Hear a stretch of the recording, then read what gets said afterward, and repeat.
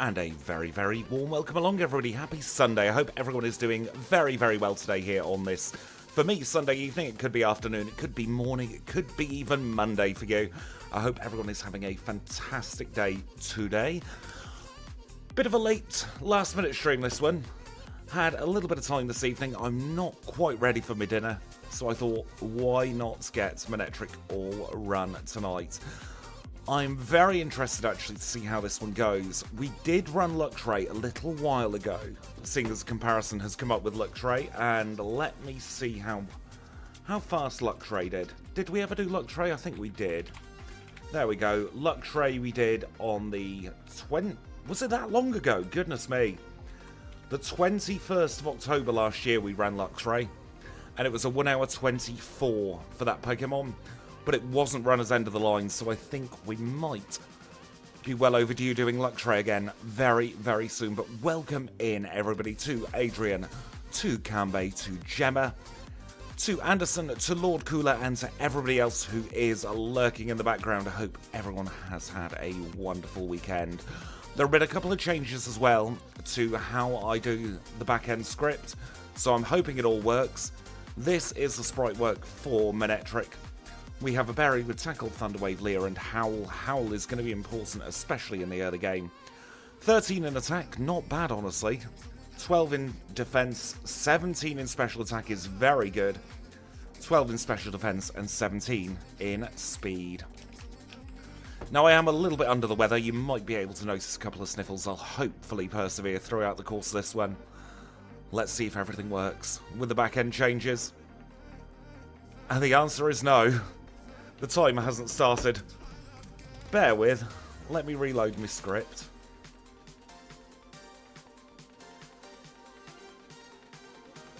So one time I didn't test the script before going live.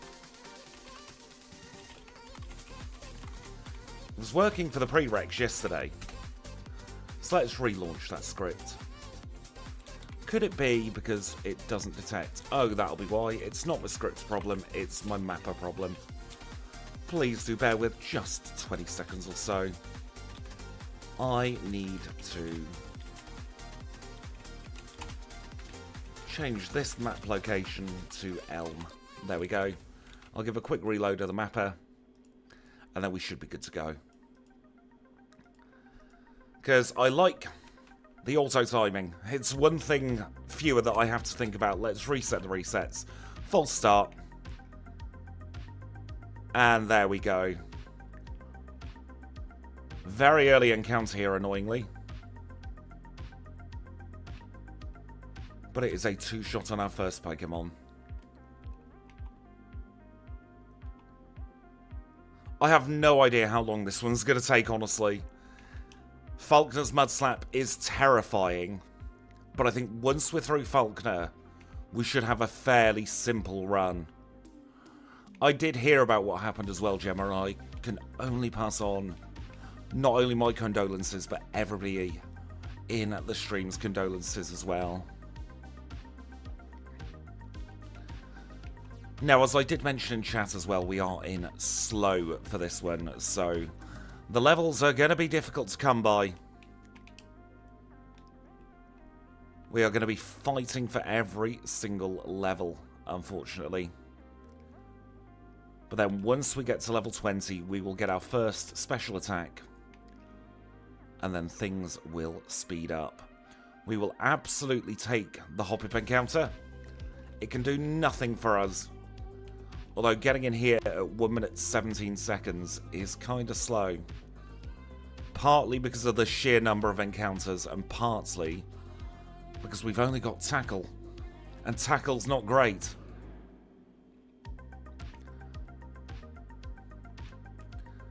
Let's hope we get fewer encounters now on the way down. We'll pick up the berries. I think they'll be very, very important throughout the course of this one.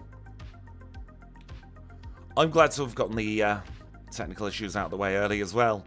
Hopefully they'll be the only technical issues, and that was an oversight on my end.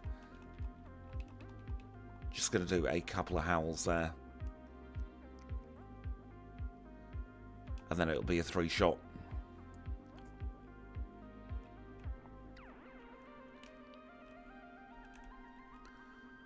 Managed to get the good movement back to the lab as well. Name the rival triple question mark, and we can be on our way.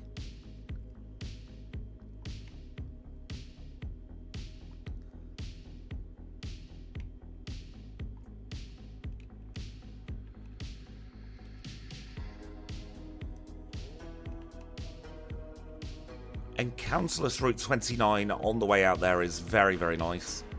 And I was about to say Encounterless up to Youngster Mikey, but this Ladybird ruined it. And then it's brought its mate along as well. You can see here that tackle is just not a good move.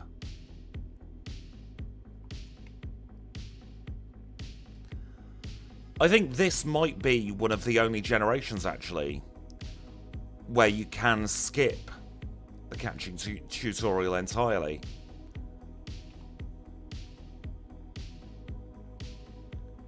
I do love as well that with even double string shot, we were faster than that Caterpie.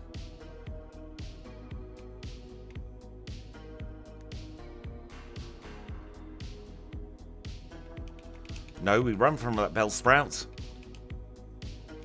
Or a little bit of a glass cannon.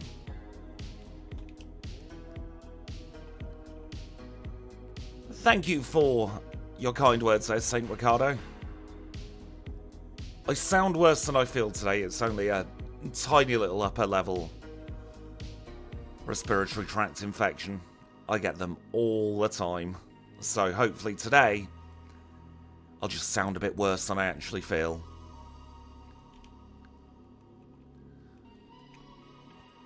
I do like how Bulbapedia is very vague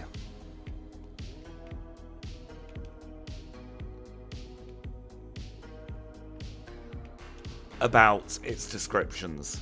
Like, it never talks with any certainty at all.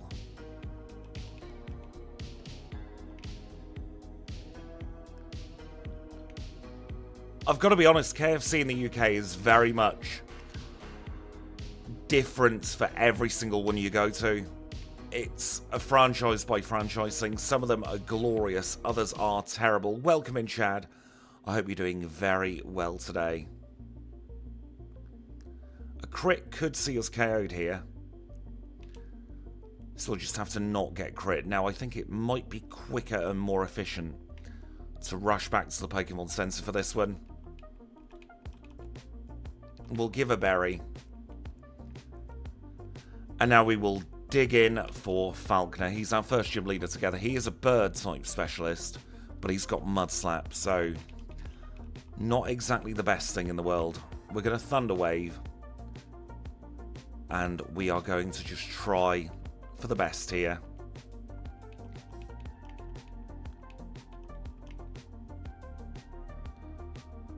And that might not have been the play. I completely agree that both McDonald's and KFC are very overpriced for what you get these days. I like that Johto starts and ends with flying trainers. We might actually need to do Sprout Tower here. We'll give it one more go, see if we can get the RNG.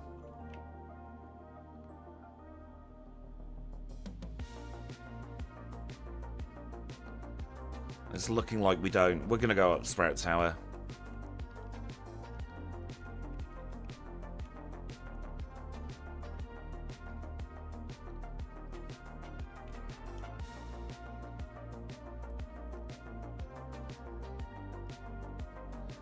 Now, annoyingly, we've got to get all the way up to 17 for our next attacking move. I know, we might actually have Flash on stream for the first time in goodness knows how long.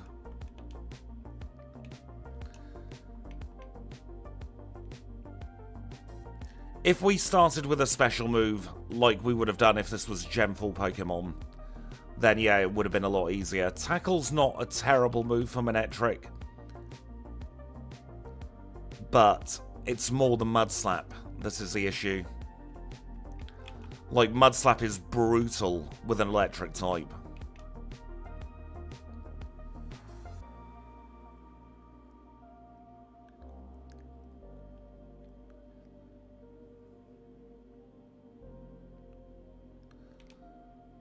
Bite would have made sense, but we get it at 39. I do like visiting places where you both speak the same language, but you can tell there is a distinct shift in cultures. Like, I used to visit Malta quite frequently.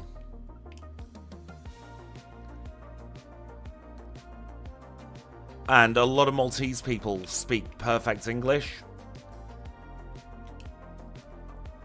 But you can tell you're not from the area. I do love Malta though, one of my absolute favourite places on this planet.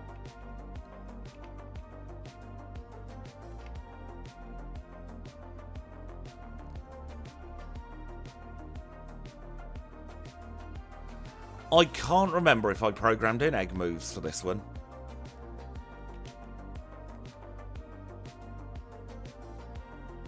But if I haven't, I'll do that after stream, if I remember. And that will give everybody else the option to run this with Crunch at the beginning of the game.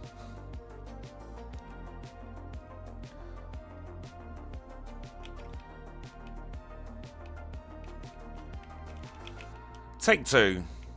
This is Falconer, we are now level 11. Let's see how we get on.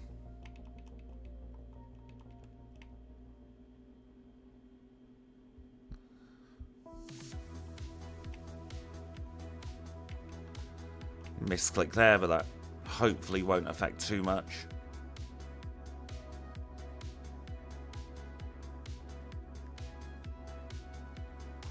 There we go.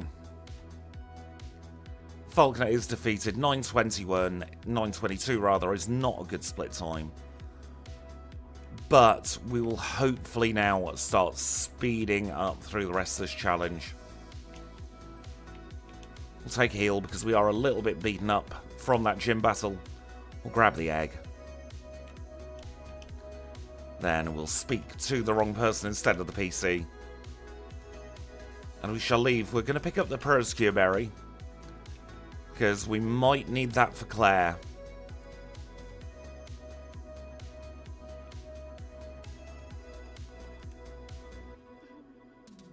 I reckon our learn set going into Claire, and this is pure speculation, because I might change my mind between now and then, but I reckon it's probably going to be Return, Howl, Hidden Power, and Spark.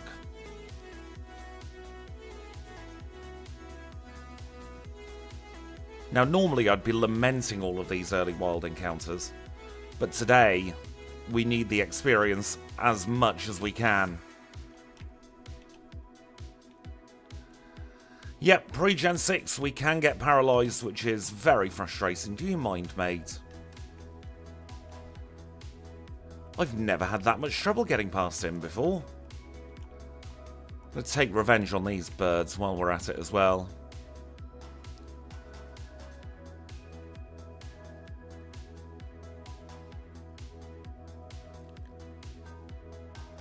Should be one of our last battles using Tackle.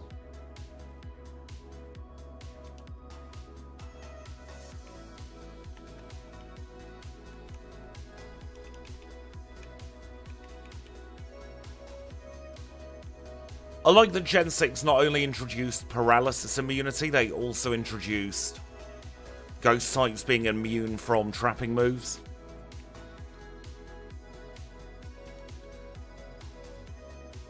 I feel like a lot of Gen 6, at least behind the scenes, was cleaning up stuff that they could have done a long time ago.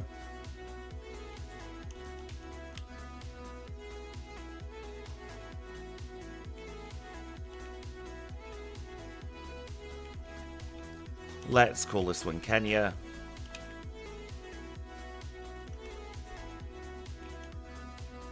And now we're going to do the buildings in reverse this time, because we are going to be picking up Swift.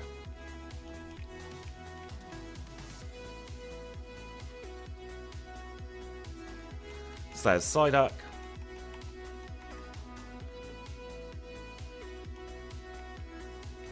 I have a feeling that was Gen 6 as well, but then they retconned that with a bug.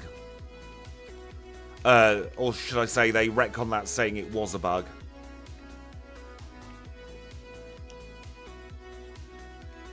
Right, Kurt's in the well. We're not going there straight away. We're going to heal. Then we'll pick up some repels, some heals, and an escape rope.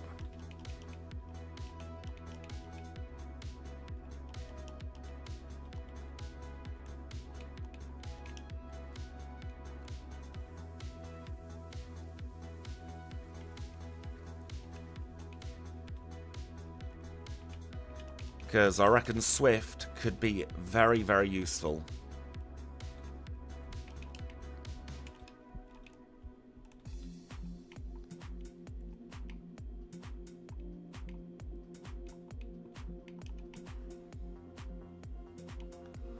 Also teach Mud Slap so we've got something for the Ghastly.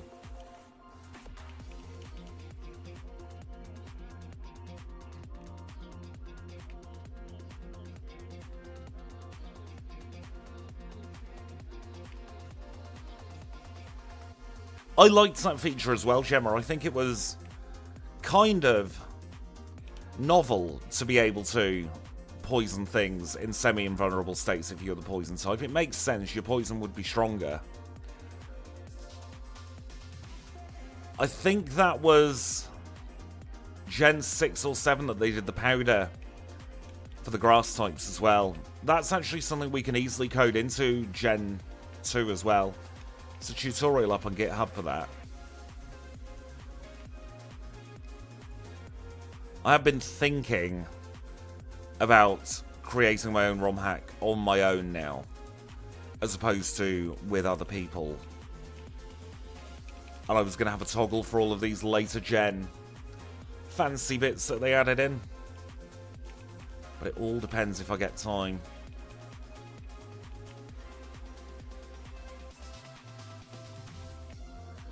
There we go. Rocket's done.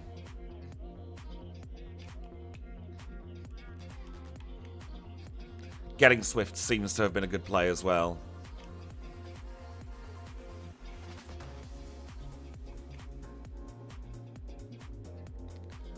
I mean, we are going to be getting rid of Swift in a couple of battles' time after Rival 2, but it's a very good doofer.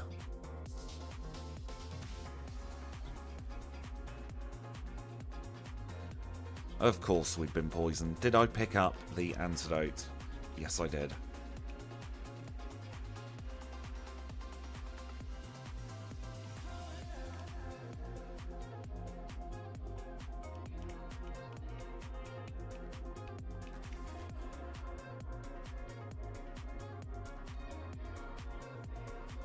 Well, one-shot the Beedrill.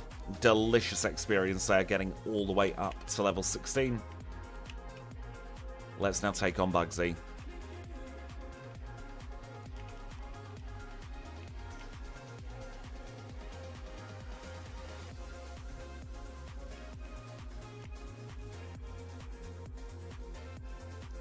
And this should hopefully be a bit of a sweep. Good evening, Ashley. I hope you're doing very well today. Level 17 acquired. We're not going to Thunder Wave again.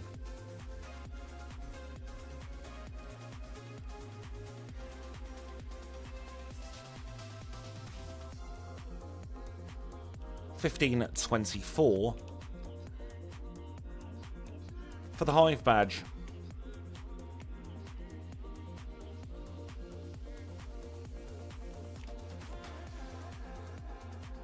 Hypnosis misses.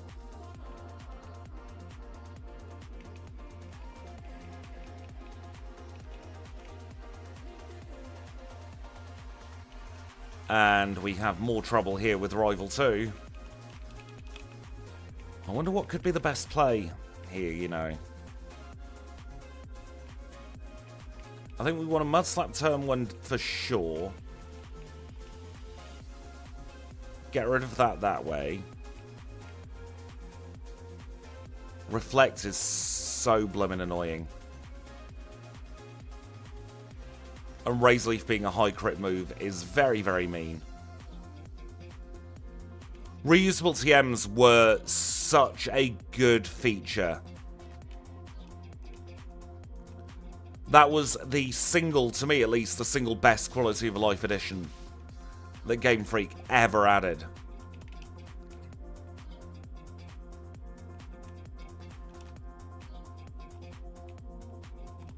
It would revolutionize Gen 2 challenge running as well. Because at the moment, you've got to be very careful with your single-use TMs, your disposable TMs that you can't, or should I say your non-renewable TMs. You've got to be very careful with those to make sure you use them in the correct spot. We're very privileged that Headbutt is infinitely renewable via Goldenrod Mart. Reusable TMs, incredibly easy to code in. The toggle might be difficult, but on their own, reusable TMs are one of the easiest things to code into Gen 2. Once again, there is a tutorial up on the GitHub. github.com/pret/PokeCrystal, which tells you exactly how to do reusable TMs. The people who worked on that disassembly are absolutely fantastic. Because the disassembly in and of itself is amazing for what we've been able to do with the challenge run patch. But then to see people go out of their way for free to create tutorials to show people how to modify the game themselves. They're wonderful people who've done that.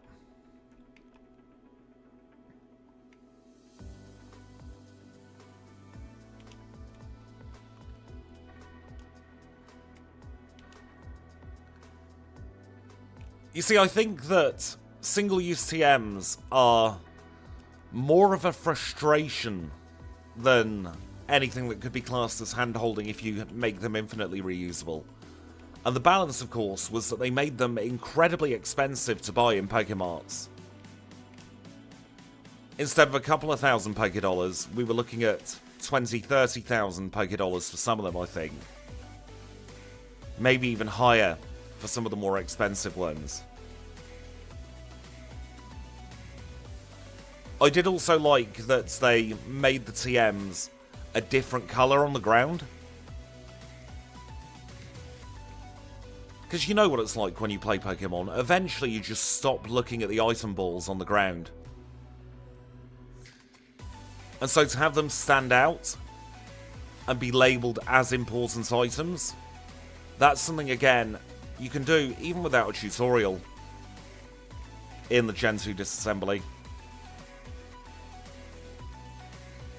Because that one, you literally just change the name of, or should I say the colour, of the items in each map file.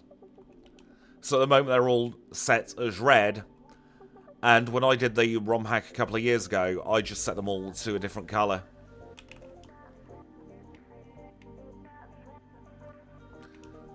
Exactly, moves like Brick Break were technically available early on, but you had to invest the money.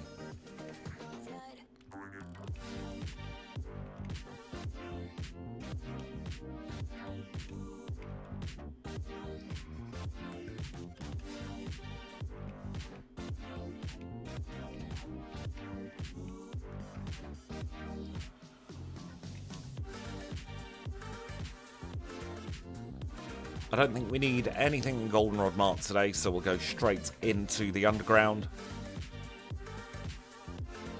where we have a special move, and our first Pokemon we're using it against is weak to our special move, so that makes me very happy.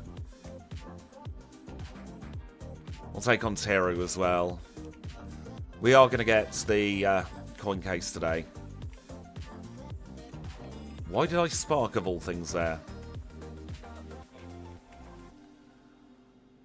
I don't like RNG mechanics for important items. So I never liked getting Spark Acrobatics as a random chance.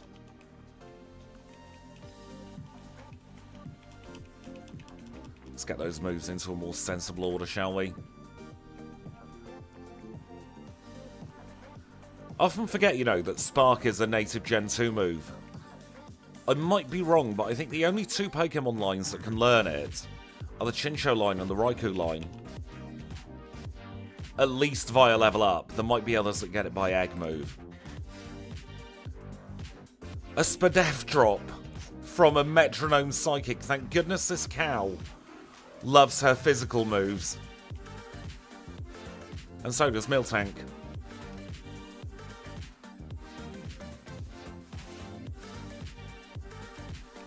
$21.51 for the plain badge.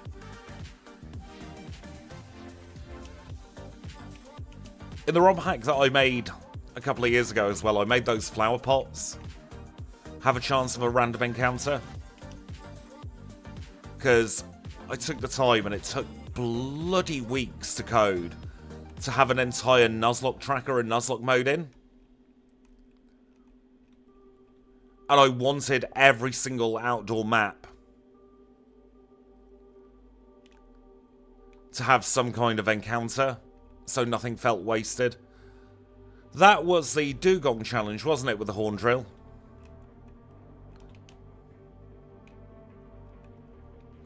If I am not mistaken.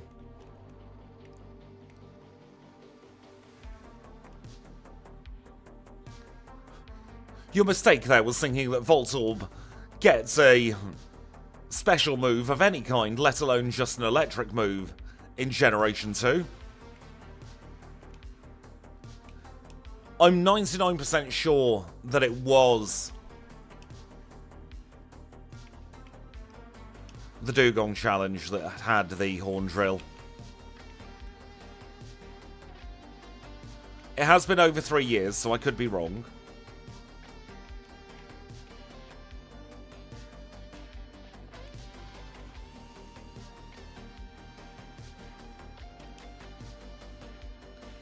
Nice crit there on the Jolteon. Get ourselves Surf. Now, if this was a dog Pokemon, we would clearly be able to doggy paddle. And that would mean that Surf would be a move we could learn. That Clefairy has been a bomb more times than I care to admit. I remember a lot more about the early runs than I do about the middle of the midpoint runs. Kind of Smeargle onwards is a little bit fuzzier for me. And I think that just comes down to sheer quantity of runs that we've done since then. We must be, for all of our runs combined, we must be pushing close to 500.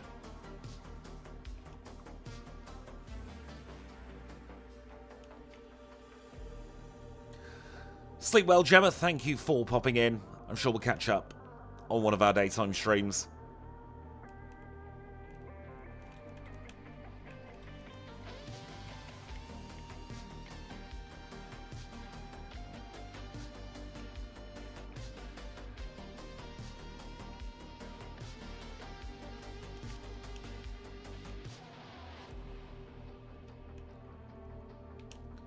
Get ourselves strength. We can learn it. I doubt we're going to, though. I can't really see any use case for strength. We are, however, going to climb the lighthouse. Trying to work out whether we should go to the Lake of Rage pre-Morty.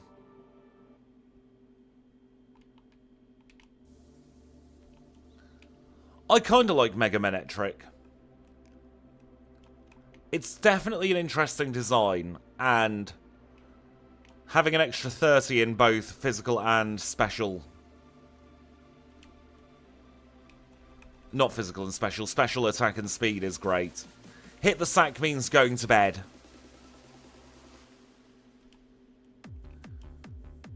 I'm speculating here, but I'd assume some kind of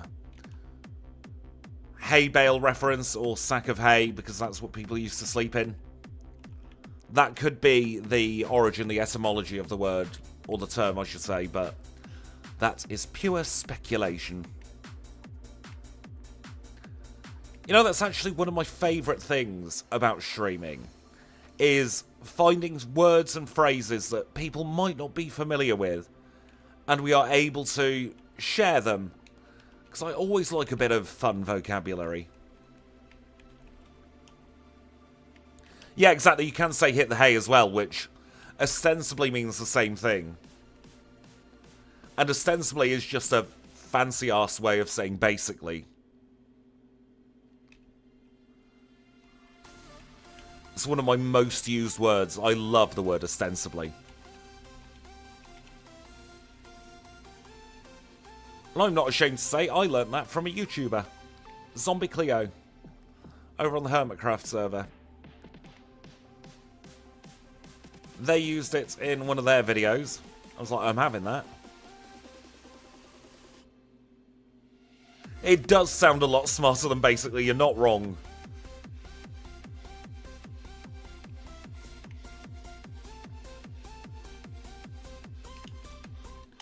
I'm just going to check something here.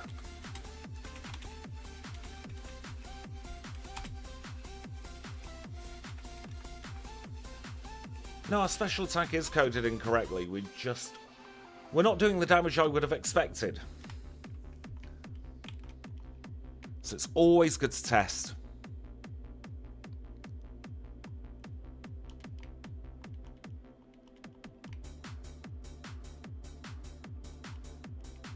I am very much lamenting the fact that we do not have Fire Fang.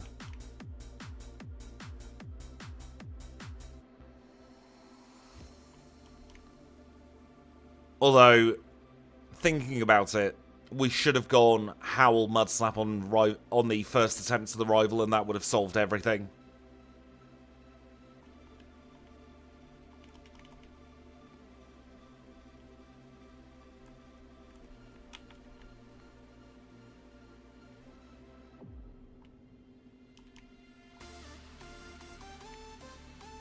Flammable, inflammable means flammable, what a country.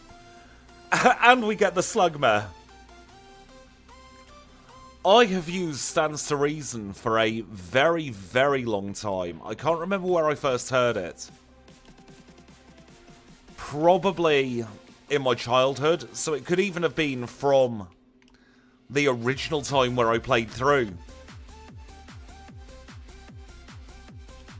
Pokémon Gold, I think, was my first exposure to potentially that expression. Sorry, my brain has had a bit of a brain fart there.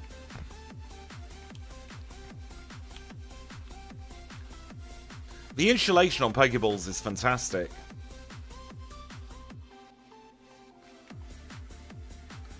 Not only do Ice-type Pokemon not melt, but then Fire-type Pokemon don't ignite the Pokeballs. And you've got to think they were originally made of apricorns.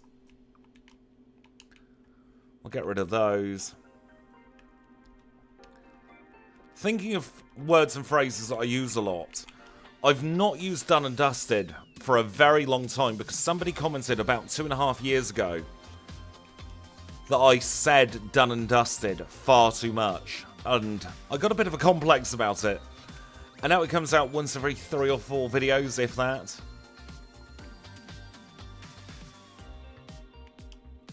But now that Morty's done and dusted, we will get our fog badge. Auto-splitting has broken again. Don't know why it's broken, it's just decided it's not going to cooperate today.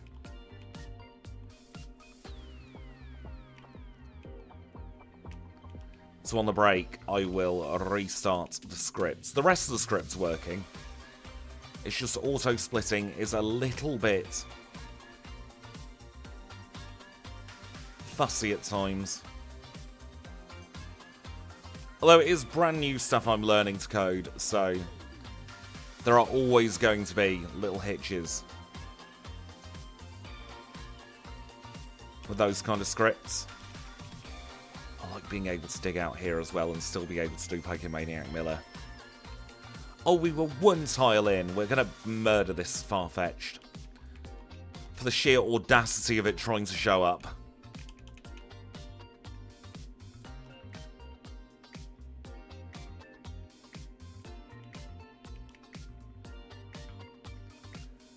I like the phrase fixing too.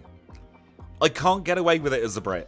I am far too British, and in some ways my voice is stereotypically British, so it would be incredibly disconcerting to hear that phrase come out of my mouth. Would you look at that, we got rid of Gyarados in one shot. It's one of the few things we have one shot on this one. Now, we're not going to do the Lake of Rage quite, or should I say the Mahogany Underground section quite yet. But we're in the area, we might as well. That's another one, actually, that I use a lot. It makes sense to do the Gyarados while we've got Surf and while we're up at the lake, because it prevents an extra trip here. We don't want to head Butte a tree. Head Butte, by the way, comes from a misspelling in the mapper for headbutt. And the game hooked mapper again about 2 years ago now. Someone did a bit of a clean through of the TMs, and for some reason an erroneous E got plonked into headbutt. So it's been Head Butte ever since for me.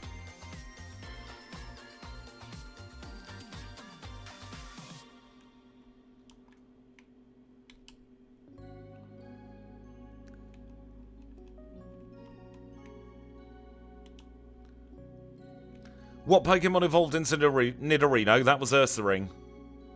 No, Ursaluna, I beg your pardon. Or was it Ursaring? It was one of the Ursas.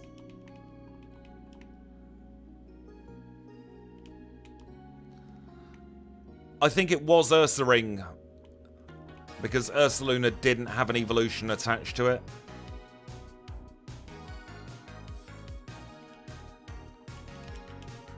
Roar as a level 31 move in a slow Pokemon is just not acceptable, game.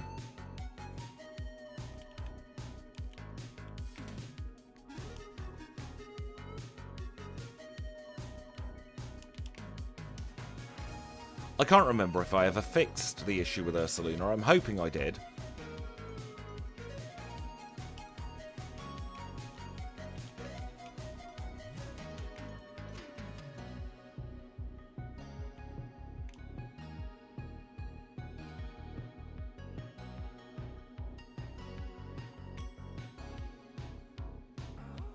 Rage is fine there.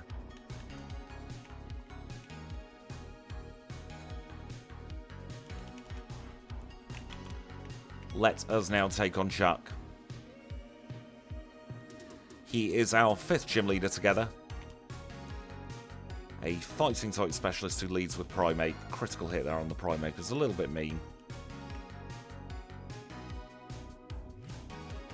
But he threw the rest of the battle.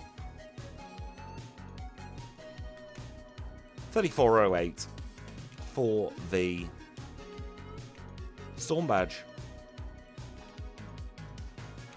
I haven't even bothered with one of those codes. My Switch is still not in the office, it's still downstairs.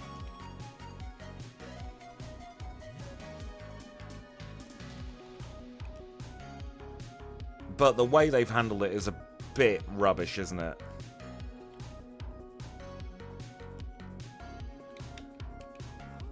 Medium slow would be the happy compromise for this Pokemon. It does have the stats for a slow Pokemon, but it does not have the learn set. He is the worst NPC to accidentally talk to.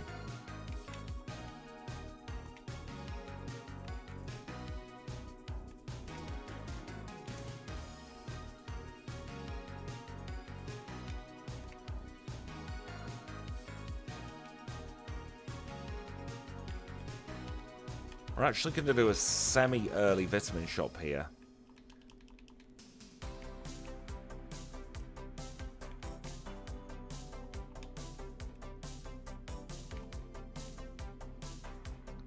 I didn't get the HP up in the burnt tower.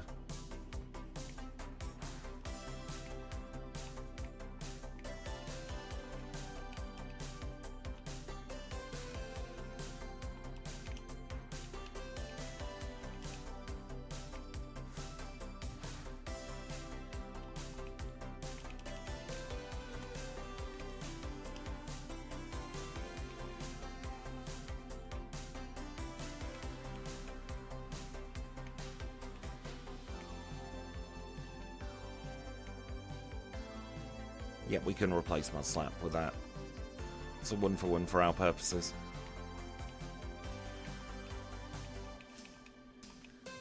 Nintendo have this thing of... Well, it's both Nintendo and Game Freak have this thing of codes on cards being... Or should I say... false scarcity. You see it a lot with Pokemon cards. You see it a lot with trading cards in general. Hidden Power Fire today. It is on the overlay.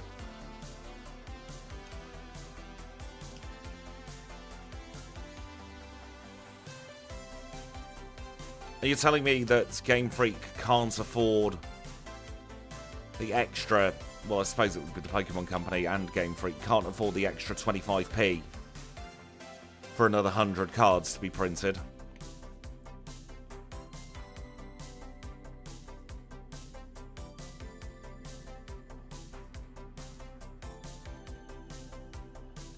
There we go, going in without the charcoal prevented the healing loop there from Jasmine.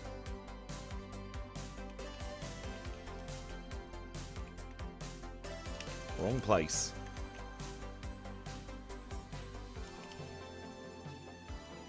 We'll sell the charcoal a little later. And now we do actually want to go to Mahogany. We'll do a quick heal here.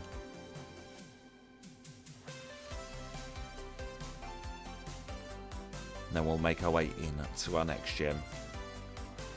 If we had the Gem 4 Learn set, we would have gone for Hidden Power Ice. It would have been a no-brainer.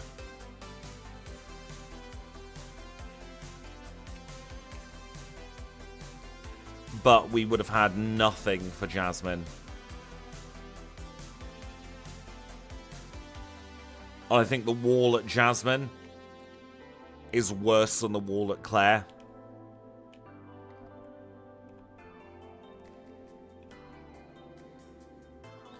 And Hidden Power Fire rather, is actually a very useful move in this mid-game.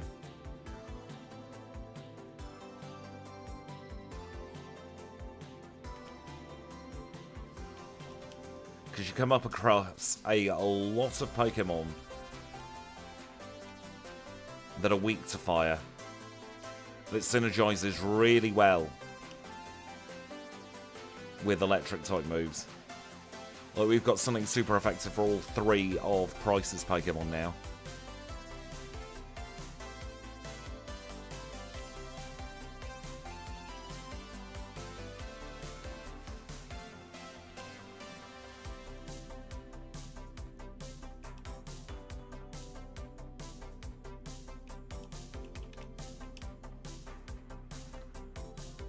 I doubt we'd have been able to one-shot that Gloom with anything other than Hidden Power. Which returns power 82 at the moment. We can probably actually do an upgrade from Headbutt soon.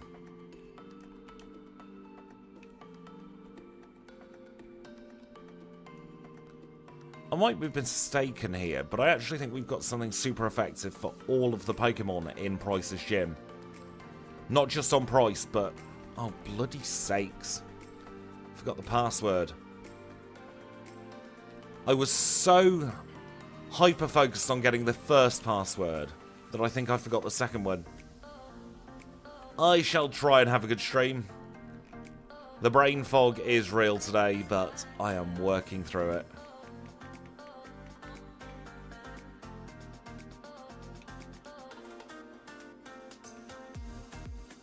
Level 34. Quick attack's a pest rather than anything too terrible. It's been a while since we've been at above 40 minutes full price on a Pokemon with this good a stat spread. But the electric type really does have a very difficult start. This is all down to Falkner's typing and his mud-slapping ways, unfortunately. But I reckon we are on course for about a 124, 125. Maybe faster, maybe slower. It depends how much cash building we can do between here and the end of the game. One thing is for sure, we are not going to be doing Lieutenant Surge first.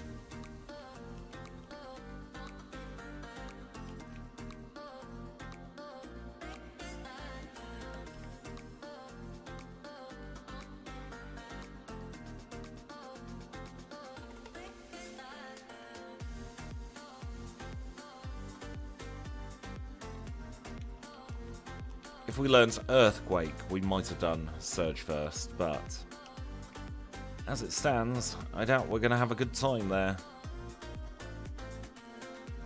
We'll take on Douglas. We've got Spark. We're super effective. In fact, I am tempted, you know, to just do a clean sweep of this, because we're going to get some good stat experience. And these are all very simple one-shots. Because we've got Spark for the Seal and Dugong lines, as well as Shelter and Cloister. We've got Hidden Power Fire for the Swinub line, along with the Jinx that should be on, I think it's Roxanne up there.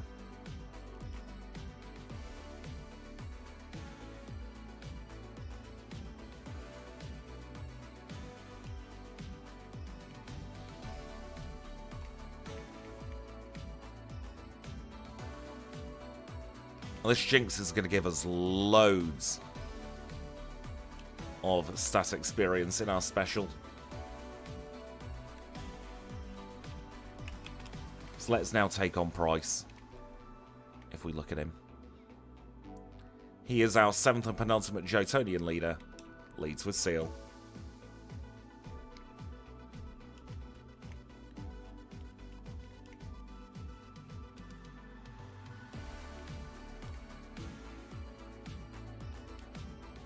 There we go, Price defeated. We now, at long bloomin' last, have 7 badges. That does mean we will be taking a break in just a couple of moments. We're going to go through the ice path first, though. And then there are a couple of bits and bobs that I want to pick up while they are fresh in my brain.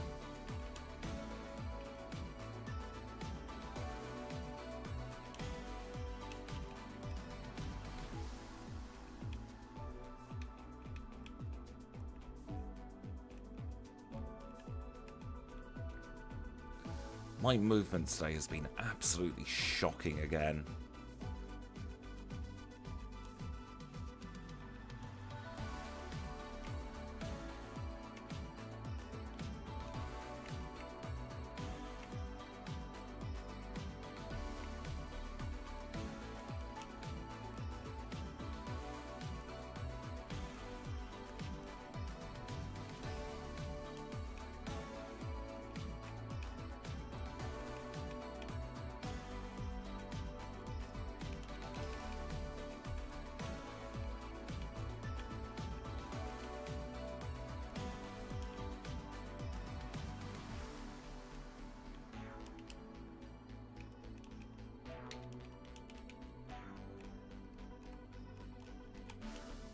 Get the iron, get the protein, get the PP up, and get the heck out of here.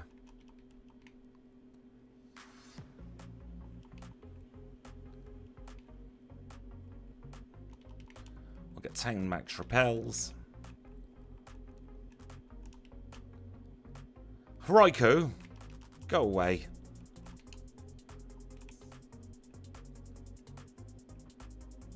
That is one thing I'm not that fond of in Gen 2. Roaming Pokemon can make your repels ineffective.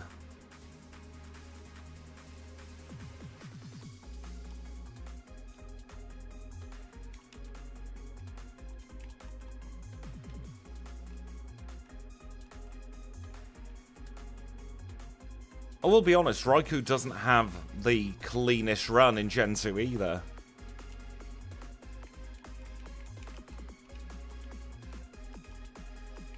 Although it is used for speedrunning purposes because you catch it at level 40, I think. So, in the Crystal speedrun, it is not that bad. Welcome in, GG. I hope you're having a fantastic day. I hope work went very, very well for you. We're not actually going to buy any more vitamins here. We're just doing the cash building so that we can hopefully get both Flamethrower and Thunderbolt. I am going to take a very quick 3-minute break now. Raging Bolt's coming out as a video in December. See, just as I saw that come up. So we've got all 3 of the Paradox Legendary Beasts coming out in December as pre-recorded videos. I'm looking forward to those.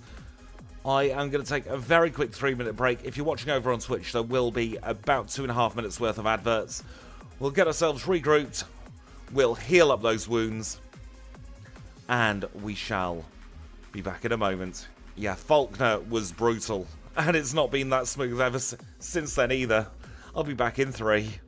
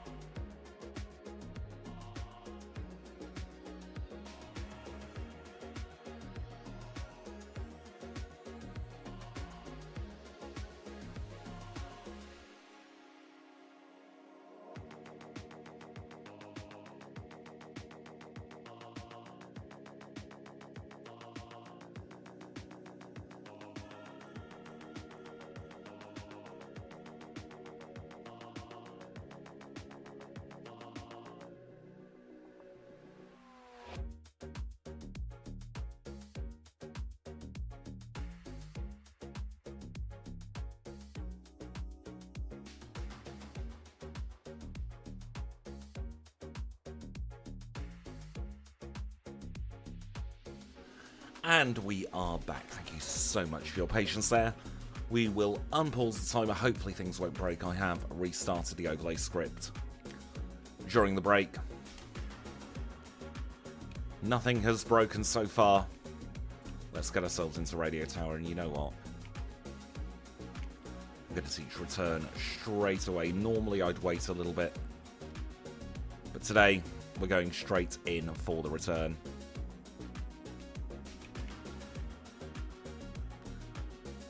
I think a big part of our issue, actually, is that we only have a base 65 power move as our stab move. And that just isn't that great when you're in slow. We'll hold on to the magnet for now.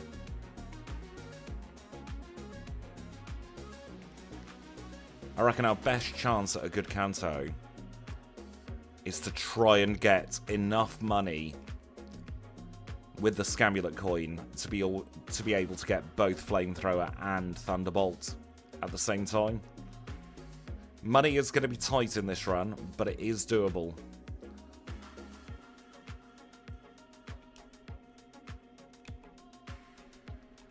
It's another part of the reason why I battled those extra trainers over in Mahogany Gym.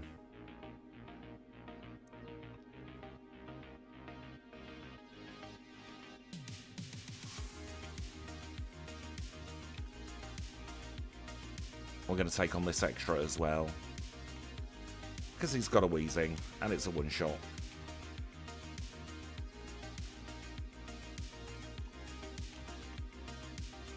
I might come back to MANECTRIC, actually, and give it its Gen 4 learn set as an alternative option for MANECTRIC. Because I reckon its Gen 4 learn set would make a huge difference to this run.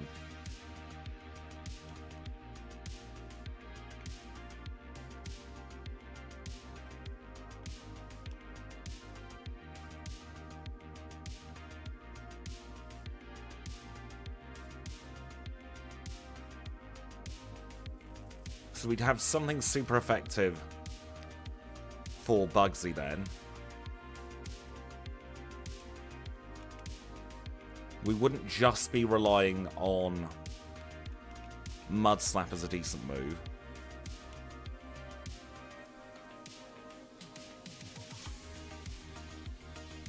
For rival number 2.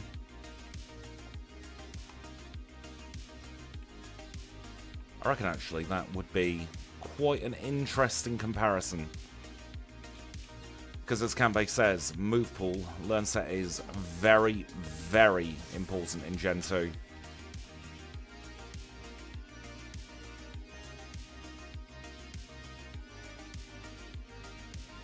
It would unlock Hidden Power Ice.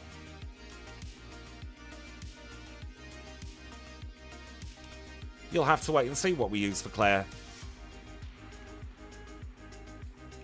Just trust me, I know what I'm doing.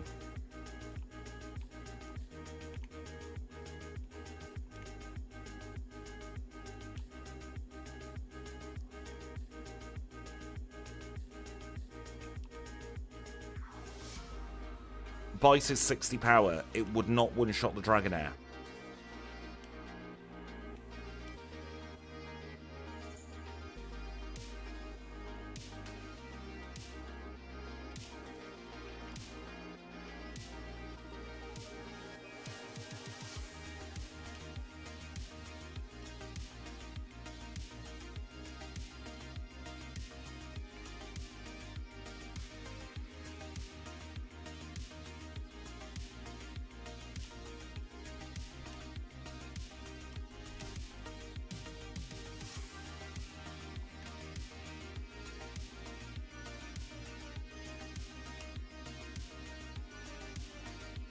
We've got 3 Pokemon to get through. So, say it's a 2-shot. It could very easily be a 3-shot. But let's say that it's a 2-shot. We would be looking then for 3 20% rolls in a row to get through without being paralyzed.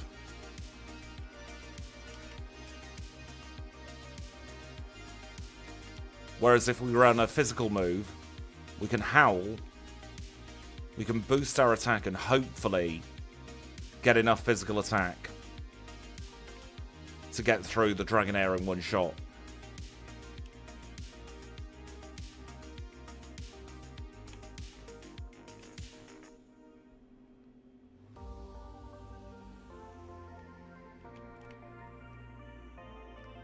This particular run is a lot of maybes and ifs and we coulds as opposed to anything definite, which is a little bit annoying.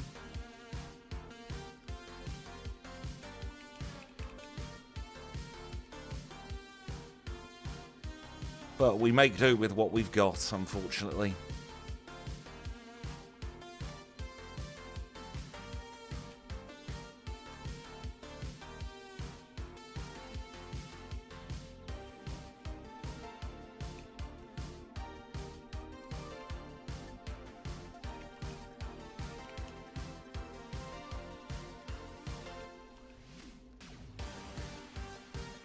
So we'll get rid of that. We'll get rid of that. Get rid of these. Get rid of that. Get rid of that, and that.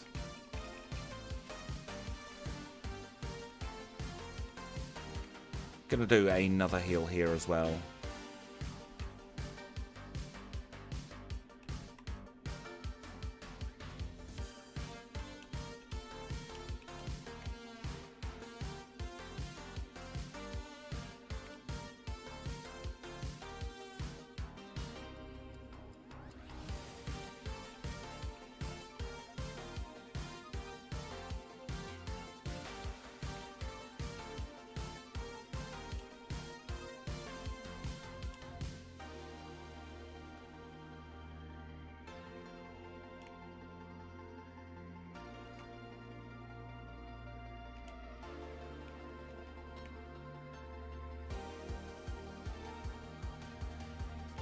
It's been a long time since we've been glared by that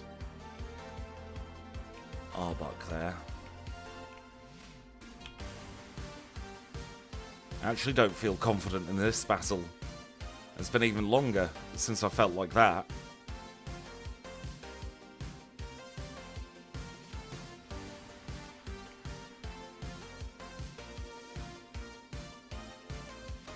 It's a little bit close for comfort there, Houndoom.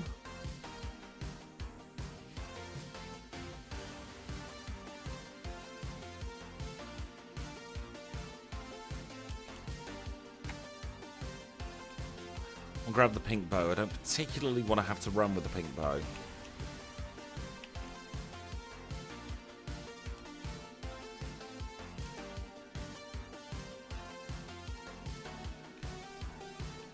But we shall make do with what we've got. It very much is a dog-eat-dog world. Houndoom suffers from a lot of the same issues that MANECTRIC does, actually. I think the only difference is you start with a fire-type move on the Houndoom run. So you at least get stab on your good stat.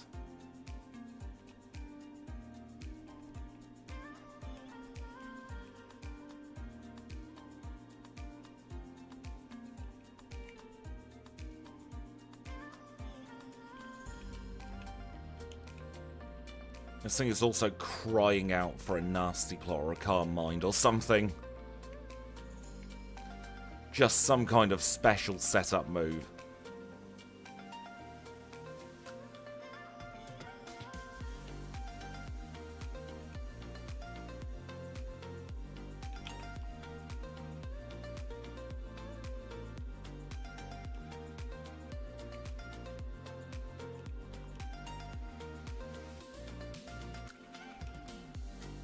That unfortunately told me nothing, because we crit.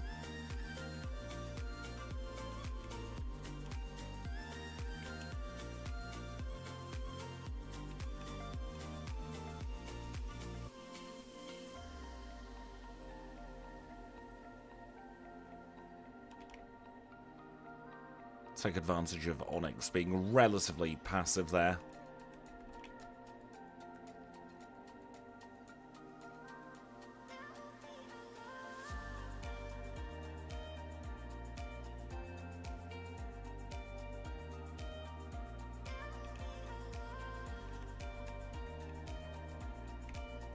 I'm going to take on just a couple of extra trainers here.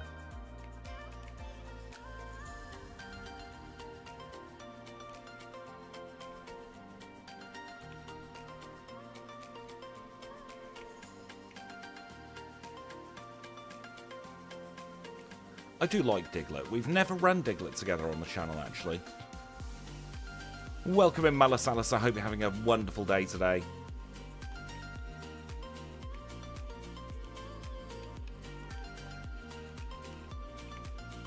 Let's get ourselves back to Blackthorn.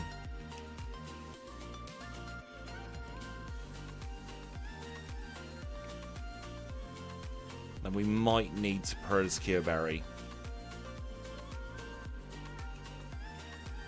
for the Claire fight, unfortunately.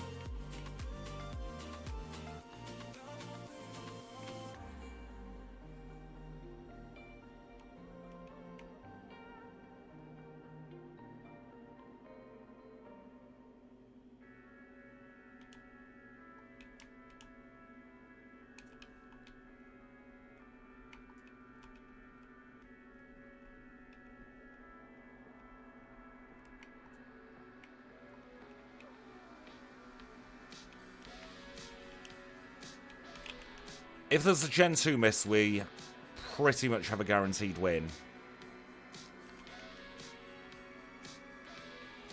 If not, then it could be tight.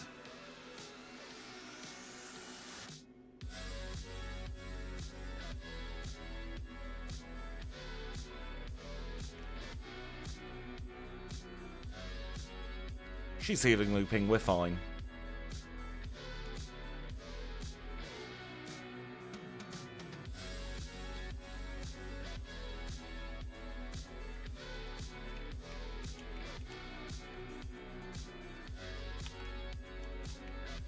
We do kind of have to hope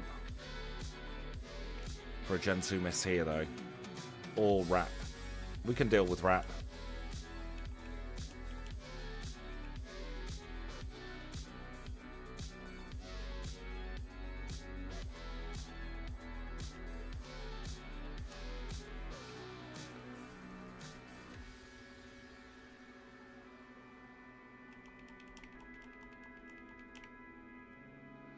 There we go, we are through. We've still somehow scraped sub-hour Claire.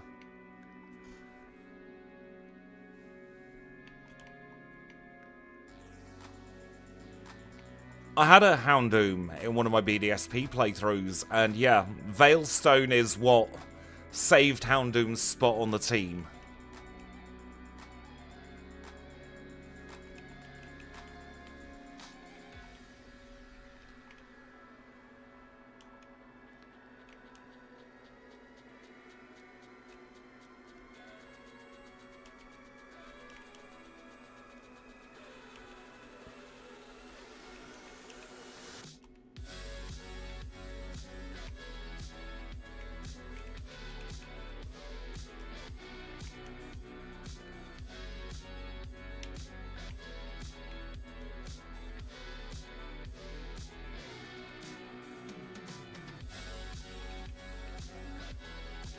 At least we are heading leaguewards now. And we should have more than enough cash money for our endgame strats. Got to get through the league first, though, and that could be easier said than done.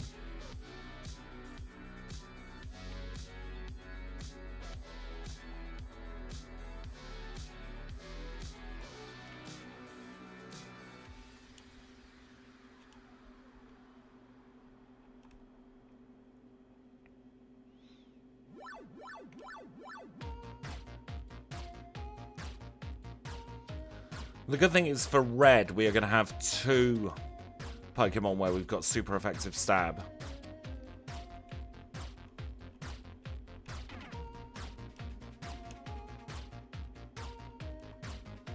So the run should improve by the time we get there. We do have nothing, though, for Blue's Rhydon, which is more than a little bit concerning, but we shall come to that when we have to.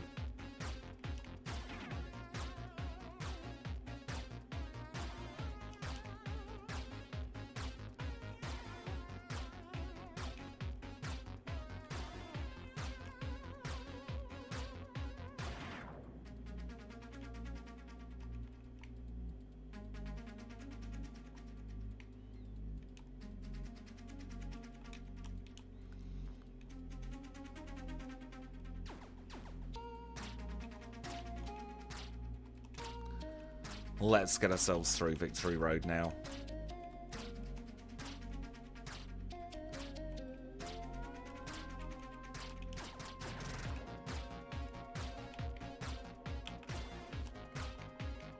I cannot stop thinking about how much different this run could be if we had a later gen learn set.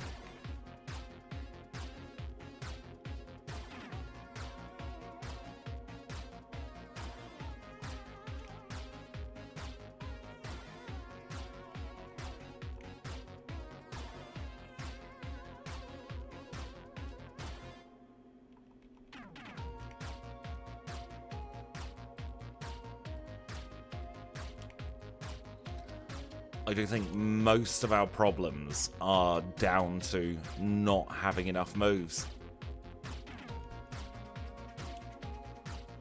But we are now at the Pokémon League. Whether we want to be or not, we have made it here.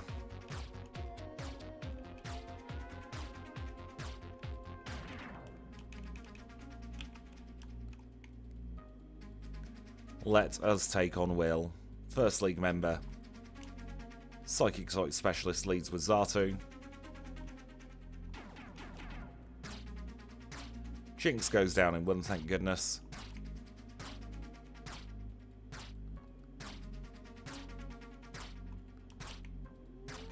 Leech Siege should hopefully be more of a frustration than anything else. We get Damageless Will. Time of 102.47. Koga's next. Koga is a poison type specialist. Leads with Ariados.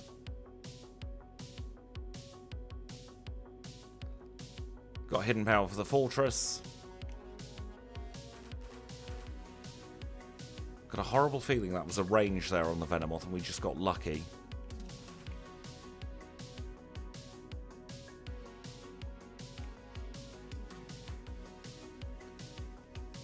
And again, damageless for Koga.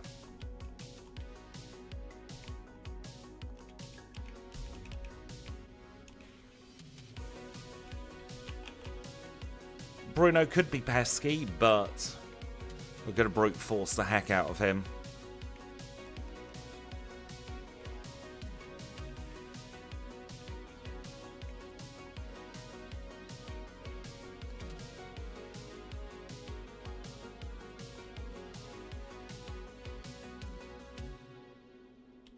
He crit. Of course he crit.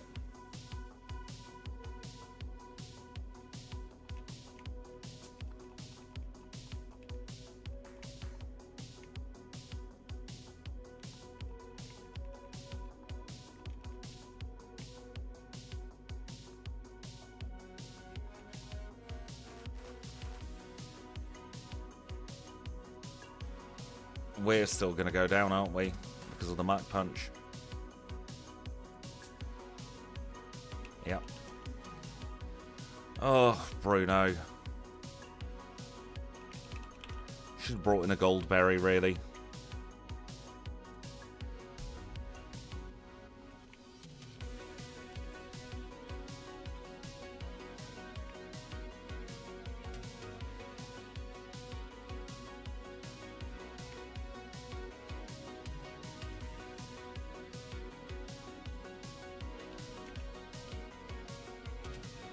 Didn't want to have to use them, but we will use our rare candies here.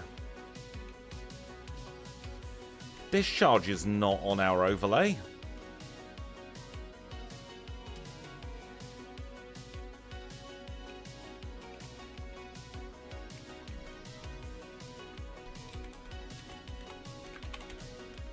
Let's have a look at its Gen 3 learn set very quickly.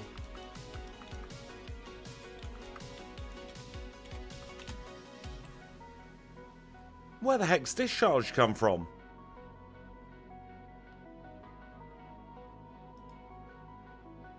Oh, I know what I've done.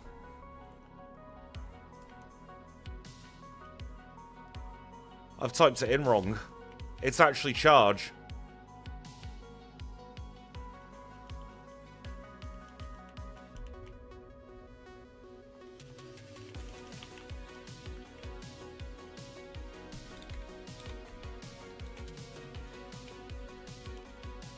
Must have been on autopilot doing that one.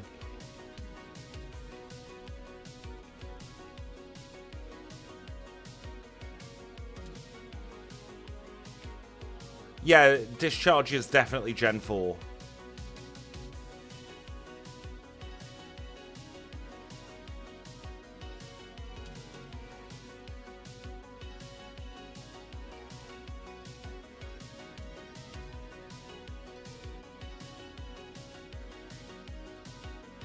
We go down to friggin' Sandstorm damage.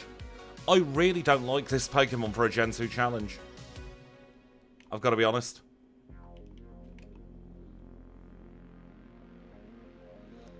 It's deceptively bad.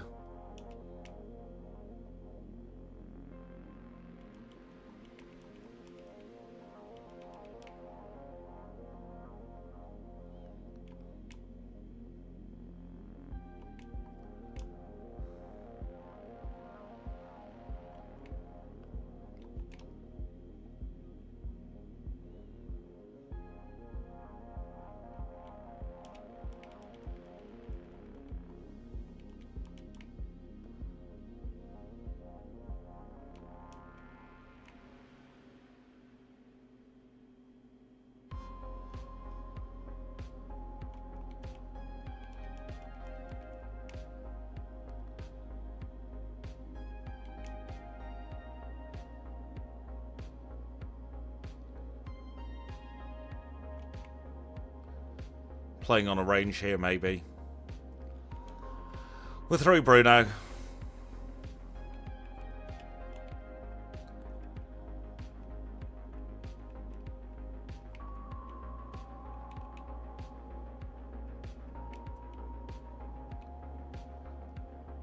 We did the Howl into return with the Perovskite Berry. It was a simple clear.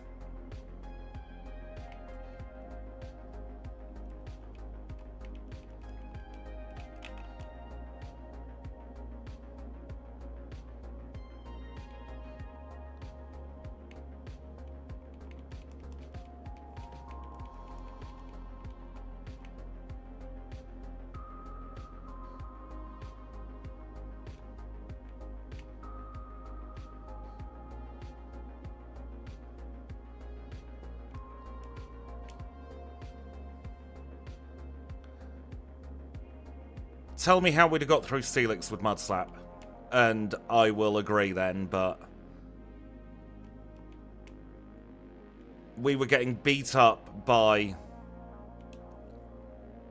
Iron Tail just on the one hit. She did about half damage. Hidden Power Ice on the Steelix, it would probably have been a 3 or 4 shot. We'd have gone down consistently. Would have been playing for the misses.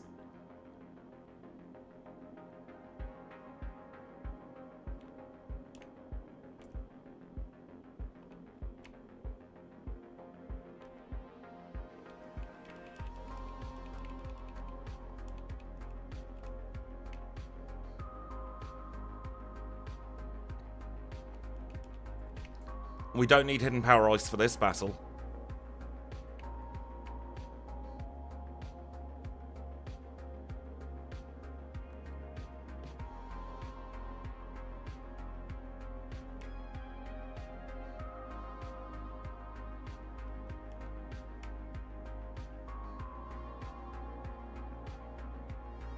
We're through, Lance. 109.13. Hidden Power Ice is not the play for this Pokemon.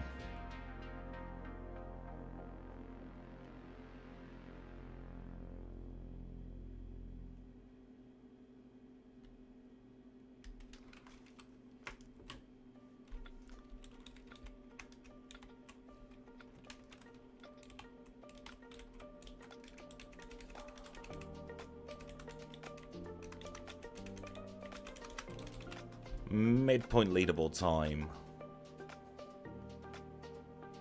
Midpoint lies time. If only we were 49.01. There we go.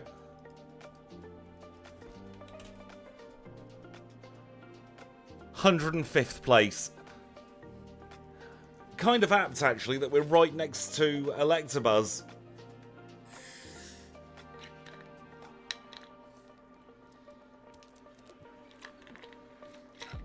I just want to very quickly look at its Gen 4 learn set.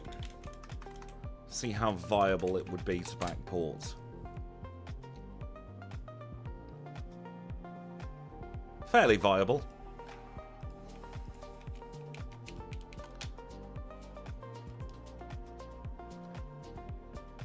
So we'll just let the leaderboard cycle once again over to our position of shame. Thank you so much, Slacking, for subscribing at Tier 1 for 3 months.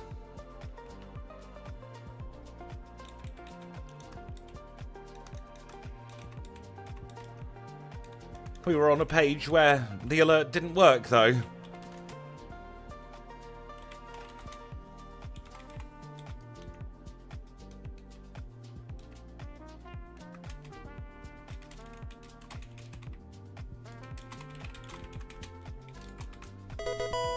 So I will do it manually.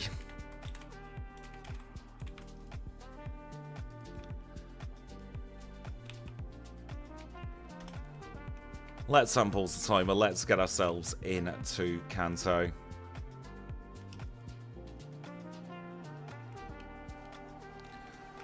My logic with Hidden Power Fire is that we have good special attack. Steelix has trash special defense.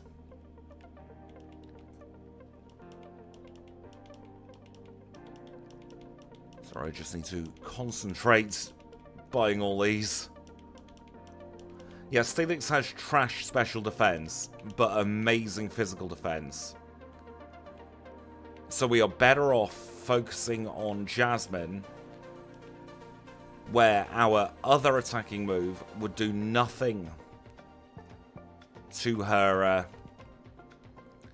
Steelix or her Magnemite, really. A Mud Slap would also not have been a one-shot on Magnemite.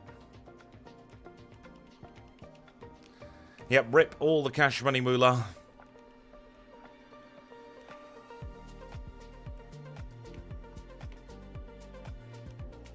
Her learn set is infinitely healthier than it was now, though.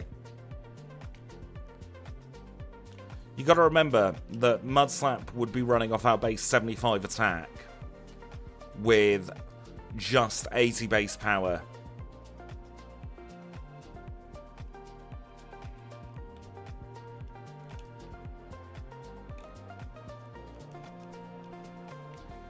And that just isn't conducive to a good run. I might actually risk Surge first now, seeing as we've got Flamethrower. I'd like to be able to at least do our standard Kantonian routing.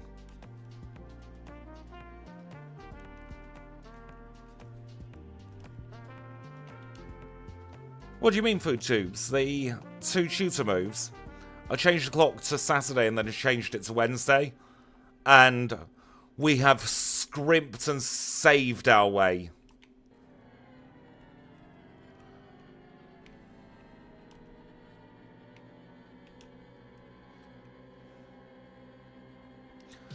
To getting both tutor moves straight after the league. We did extra battles. Didn't use all our vitamins like normal.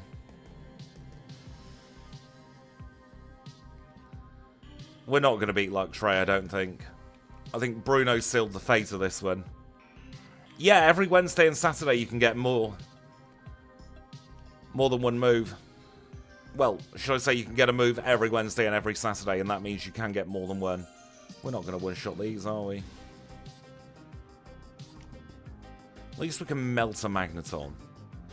Feel better about ourselves that way.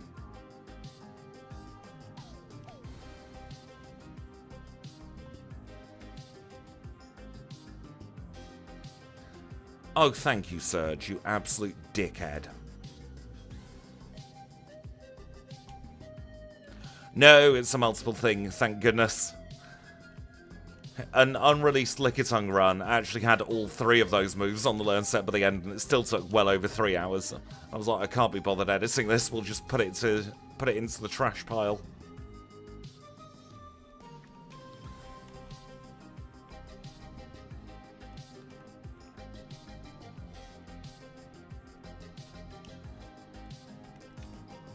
I don't know what's playing at the moment. It's something from Epidemic Sound. I do want to do a HM Friends only run at some point.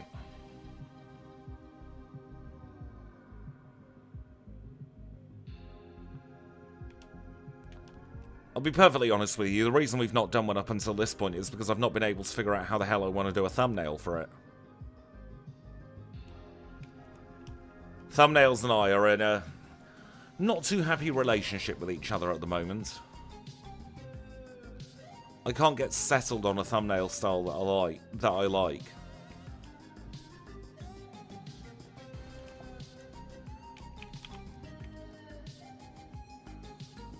Oh, Lickitung is truly, truly abysmal. A genuinely terrible run. It starts off bad and it just gets worse. Because you have to do the struggle strats to get through youngster Mikey. Because you start with Lick.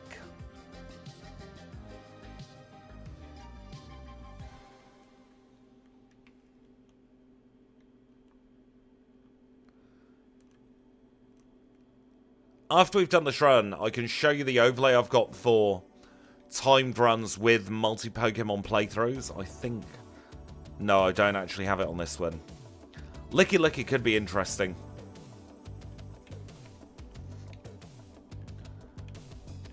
It's only on my pre-recorded scene collection at the moment. But I do have a layout made up for multi-Pokemon playthroughs against the clock.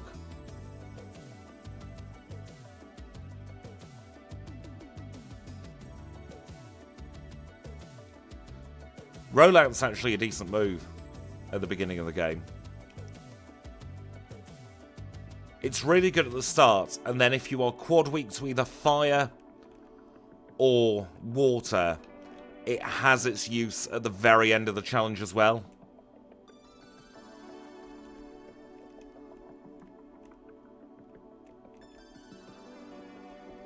There hasn't been an end-of-the-line run yet for Crobat. Yet being the operative word, it is in the schedule.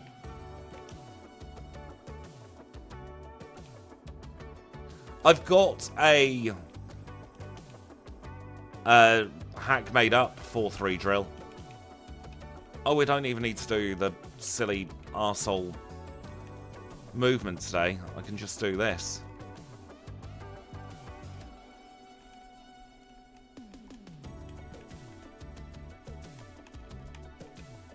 Because we have Flash. Because we needed Flash. Because Faulkner beat us up and took our lunch money. The 3 drill run I like as well because you have the bug catcher sprite. I didn't give this thing Zap Cannon.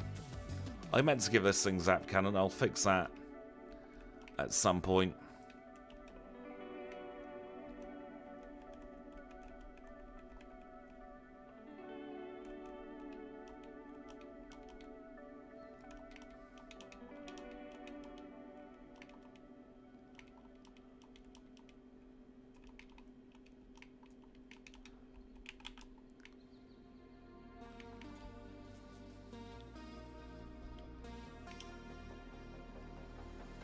So you get all 3 Pokeballs in the 3 drill hack that I made.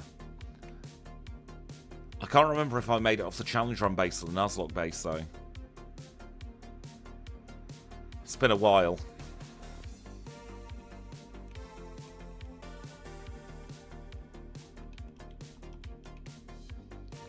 I do like that little time save here. Flying to save movement. I didn't realise I was streaming until quite late on Deadpool. I think it was about half an hour before stream.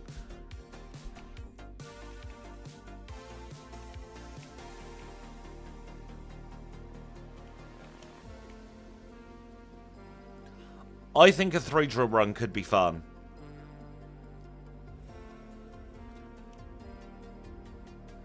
I'm going to be changing the days. I know I said I was going to do Tuesday, Thursday, Sunday for prereqs, but I think Monday, Wednesday, Friday might work better. And then we can do a Sunday evening stream for a 3 drill run, if that's anything anyone would like. Evening in the UK, of course, so probably about 8 PM United Kingdom time. So whatever time that may be for all of you, I don't know everybody's time zone off the top of my head, unfortunately.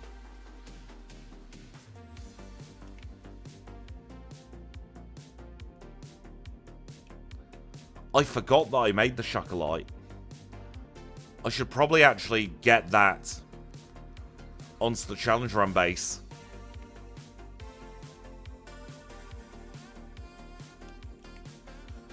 I feel like at some point we should do a Twitch stream where we just sit down and we think about fun things we could hack in.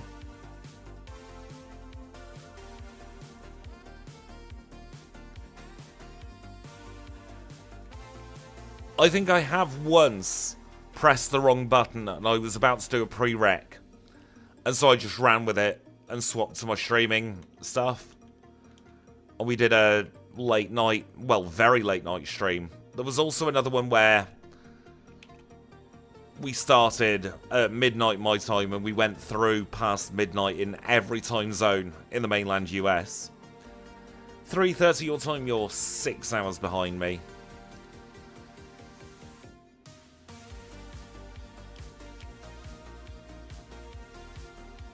I like this time to stream on a Sunday because it's the time when most people are gonna be awake at the very least and possibly don't have work.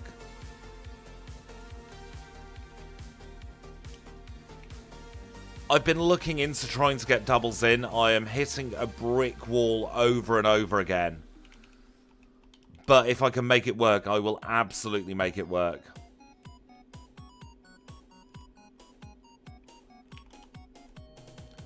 I realise what I said there was a giant nothing burger. If I can make it work, I will make it work. Is one of the biggest tautologies I have ever said on the channel.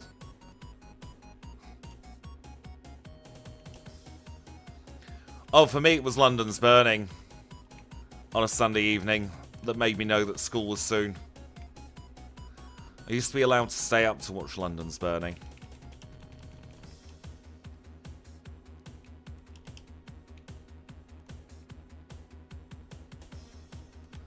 I really like doubles. You know what? We've been talking about 3 drill. Here he is.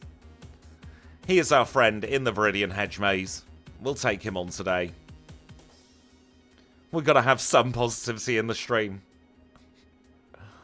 After the absolutely horrible, horrible run that this Pokemon has produced.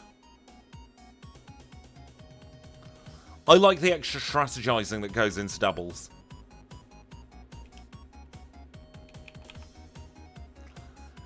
Now, while we're taking on Brock and potentially suffering with a lot of pain and misery, shall we at least try and like the stream? Give us something positive out of this horrible run. A return is relearnable, yes, but I wouldn't count it as relearnable for my challenges. Oh, this one has been horrific.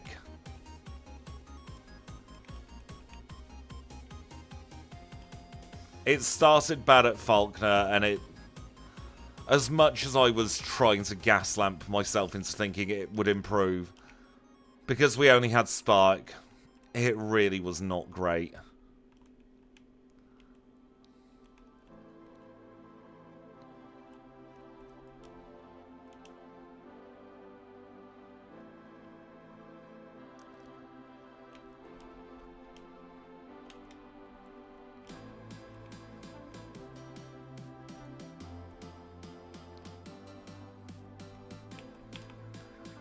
Let's take on Blaine.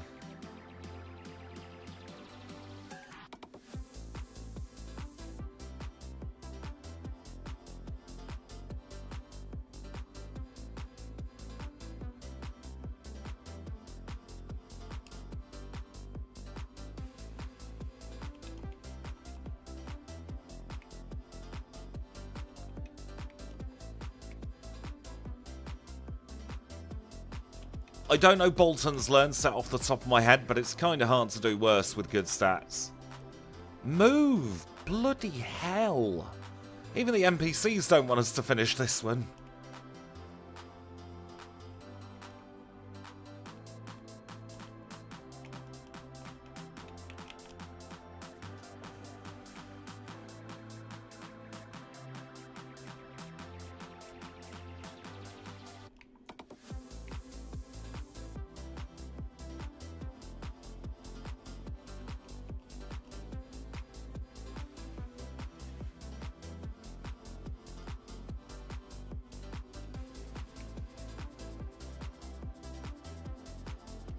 Oh, and another frigging crit.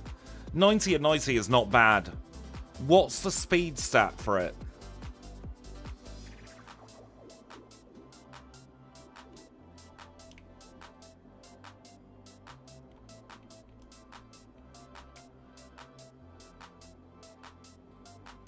One, 2, 1 speed, we would have a very, very, very wonderful time with Boltund.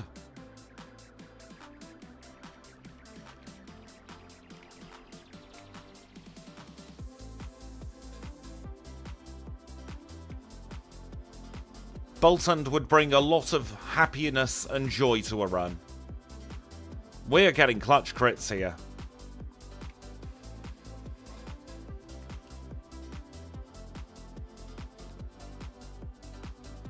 $125.09 for the Earth Badge. Yeah, speed of 121 will destroy all of the game then.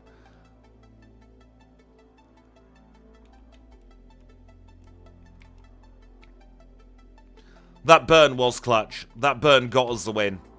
I'm going to take on this lady just so that we can get an extra level from our rare candies. Fairy Pokemon are already in. So, even though we are not a Fairy type on this run, the Fairy type exists in the game, in the Challenge Run patch. So, we can do Fairies very easily. It's a bit of future-proofing that I did. Just to make life easier going on later on with Challenge Running, honestly. And with backporting. Where are those blooming rare candies? We're only going to be level 66. Goodness me.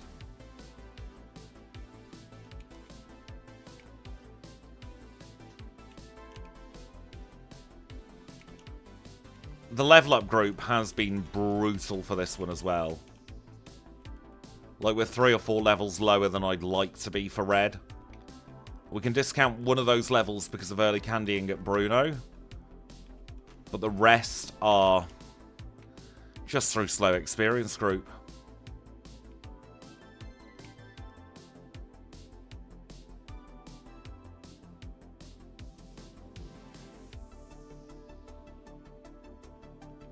You bloody rat.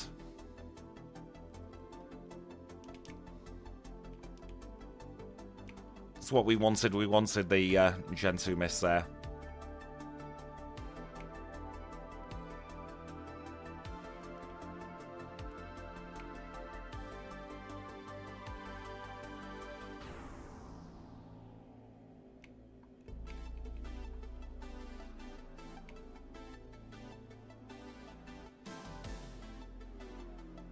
This is a range. We got the range. Please take in sunlight. Yes, our low special defense has actually helped us there. Although we're not out of the woods yet. You've got to use Rain Dance for me to be happy. Now we're out of the woods. It's probably either a 1 or 2 shot on Lizard. It is a 1 shot. 128 on the nose. Where's my leaderboard file? There it is.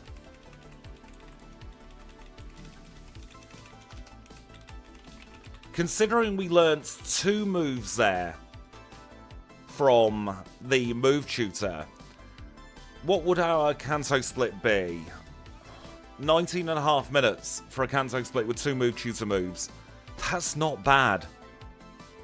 Should we see where we are on our leaderboard? We're quicker than Aggron, let's go. We've got something going for us. We might not be quicker than the Pokemon with the quad weakness to Falkner's Mud Slap, but we are quicker than Aggron.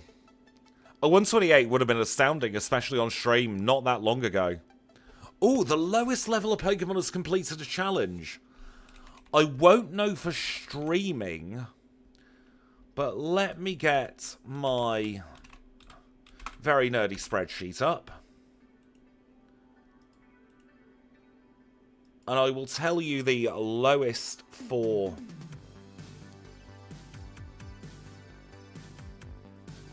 Pokemon Crystal pre-rec.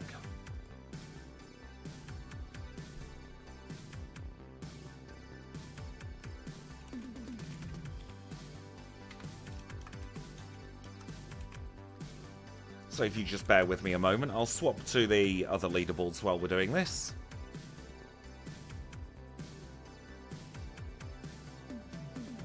So we want to sort by level. Smallest to largest. That feels wrong. Level 60 was our lowest level for Mewtwo.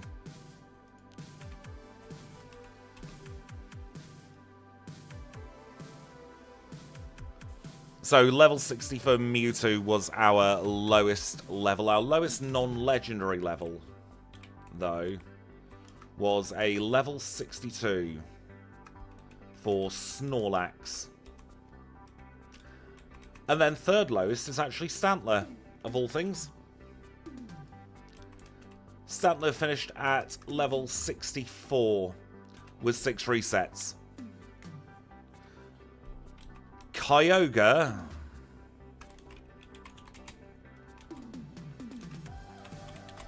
I will get the video up for that one because I don't have it in my spreadsheet or will I have it in a Backport spreadsheet?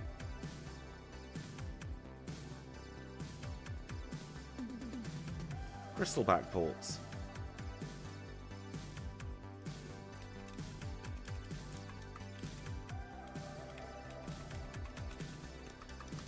Kyogre was level 58. 5'8", 58. Let's take a look at our overall leaderboard while we're doing this.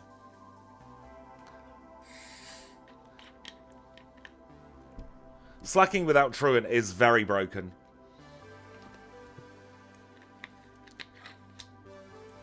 So my overlay software exports to a CSV, which I use for the leaderboard. And then I've been a bit lax with it since coming back, but I used to track everything in a spreadsheet by exporting from LiveSplit.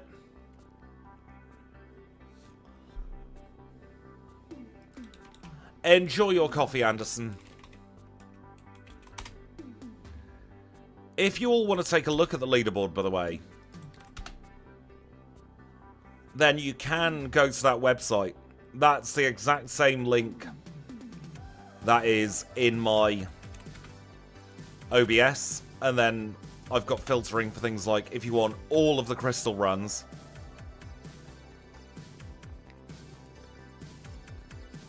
You just do !, game equals crystal, stage equals final.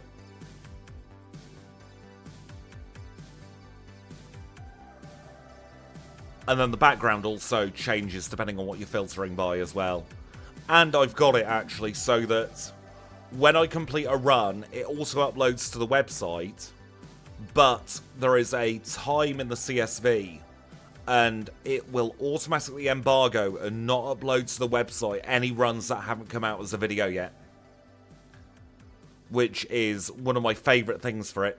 Are you getting a 404? That's possibly because the %20 got removed from the link there. Let me very quickly type that out in full as opposed to being lazy. There we go. How does it know? I will show you an example of the CSV. Let me get my Notepad++ back up.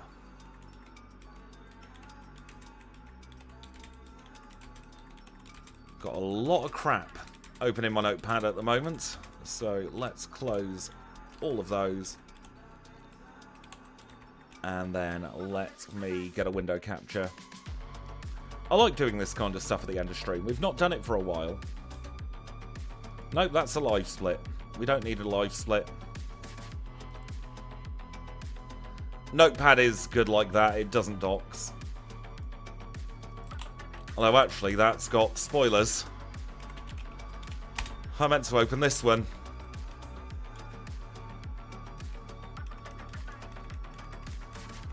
I will be unlisting this stream now because it's got spoilers for a lot of Pokemon coming up. But at the very end of this file,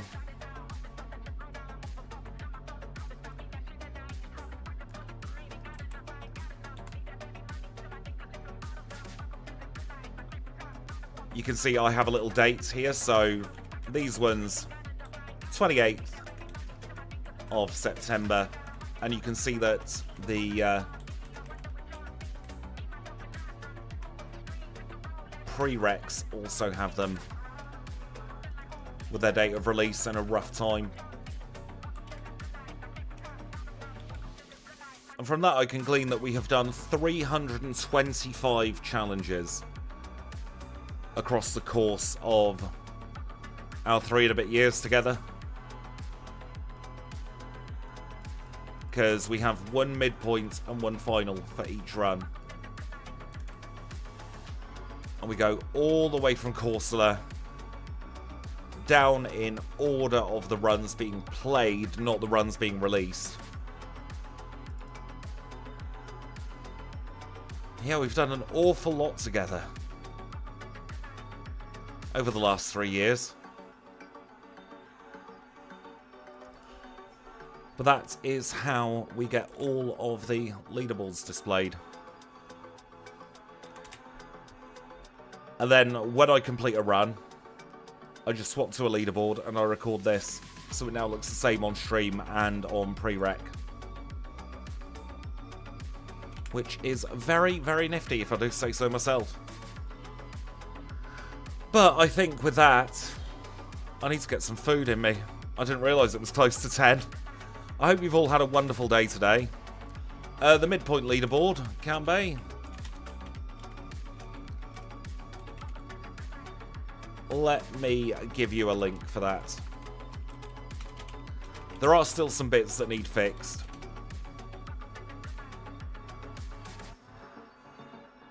It is not payday yet for me. 2 days until payday, and then I'll be getting loads of chicken. Tonight, it is whatever I can fit in the air fryer. I tell you what, before I go, I don't link it too often these days, but let me get an invite for the Discord. If anyone wants to hang out at some point and we can chat all kinds of crap about how I do these challenges, there is a Discord link. I'll put it in both YouTube and Twitch. But I am going to go off. I'm going to get some dinner. I might be back tomorrow. Maybe question mark. Depends on sleep. Depends on what I need to do tomorrow as well. And what do we... Actually, for our next one, all the people who are hanging out now, you're the people who care the most or have the most time. I don't want to say care the most. That's a little bit mean to anyone who has gone and can't stay around. But you're the people who find this bit important. What shall we run for our next stream?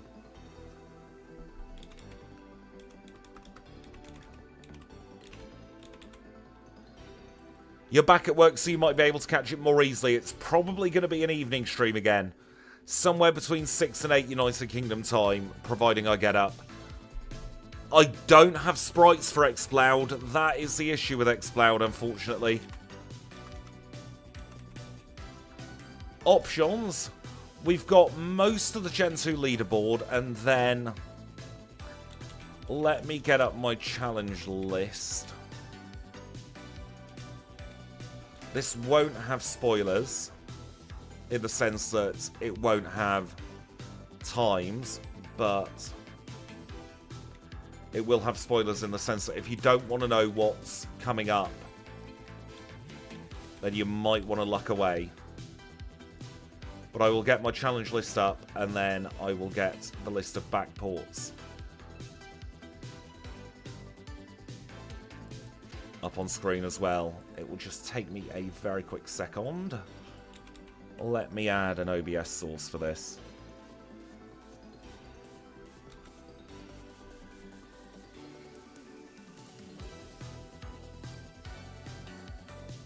That's the wrong source.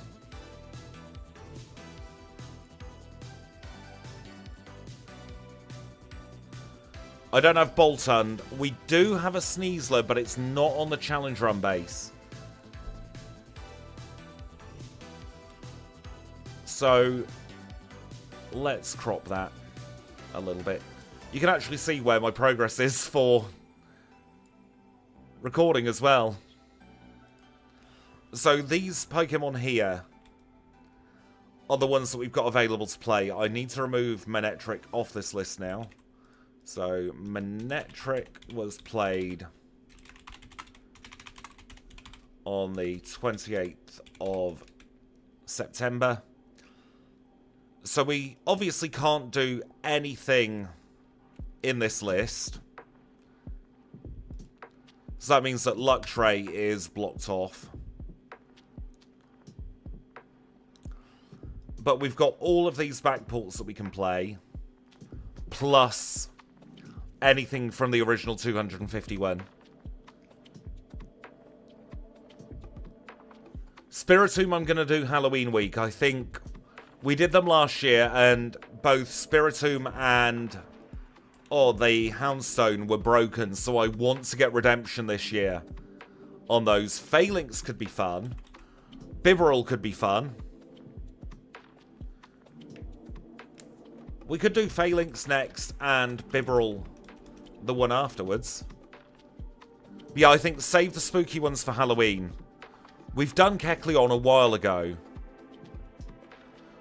Groudon and Rayquaza had their videos last year. We did finish one Kecleon, we never finished the other one. Steelix is somewhere in the schedule. That might be the one I was missing, actually. Can't remember where I was going to put it in the schedule, but I definitely wanted to do a free prereq. Floatzel's fun as well. We could do... How about we do Phalanx on its own, and then we do a double stream of Floatzel and Bibarel together.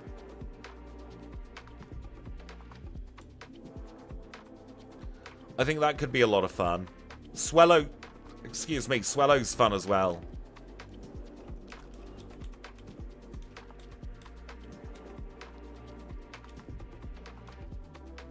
Also, this is subject to change. It's whether I can get the coding done for it. But if we can get the coding done for the Trick or Treat Nuzlocke, it's going to be a hell of a lot of fun. We do also need to fill in two Nuzlocke slots for the end of the year with different types. And then I'm going to pilot a stream in the near future doing Falkner's gym leader team so that I can get the rules ironed out. And then we've got Roxanne's gym leader challenge and Brawley's gym leader challenge before the end of the year. No idea how well they'll go down, whether there'll be interest in the wider audience, but I think it'll be very fun to do because it's going to be the first time we see multiple backported Pokemon together. It's a hell of a lot of coding effort, though. I will zoom in so that we can all just see the rest of the schedule for the rest of the year. So all of October, as we can see, barring the Trick or Treat, has been recorded. I'm going to do Trick or Treat this year, but Ghost type Nuzlocke is my fallback. It's going to be Ghost and Dark together. But my idea for Trick or Treat is to code in something similar to the gift lock, but instead of getting a gift Pokemon, you get either a trick for your next gym leader battle or a treat. So a trick could be something like your first Pokemon sent to sleep. A treat could be something like you get a single attack boost or a single speed boost or something, and you won't know what it is. You'll know whether you've got a trick or a treat, but you won't know what it is until you go into your next gym battle. I know, only physical ghost moves is a bit mean. This is going to be removed, so we do actually have one Unbound slot as well, and that's going to be the next one I record. I was going to do Mousehold there, but it's far too similar to Persian. I got about a third of the way in the run, and I thought, I'm just going to be repeating exactly what I did in the last run. So,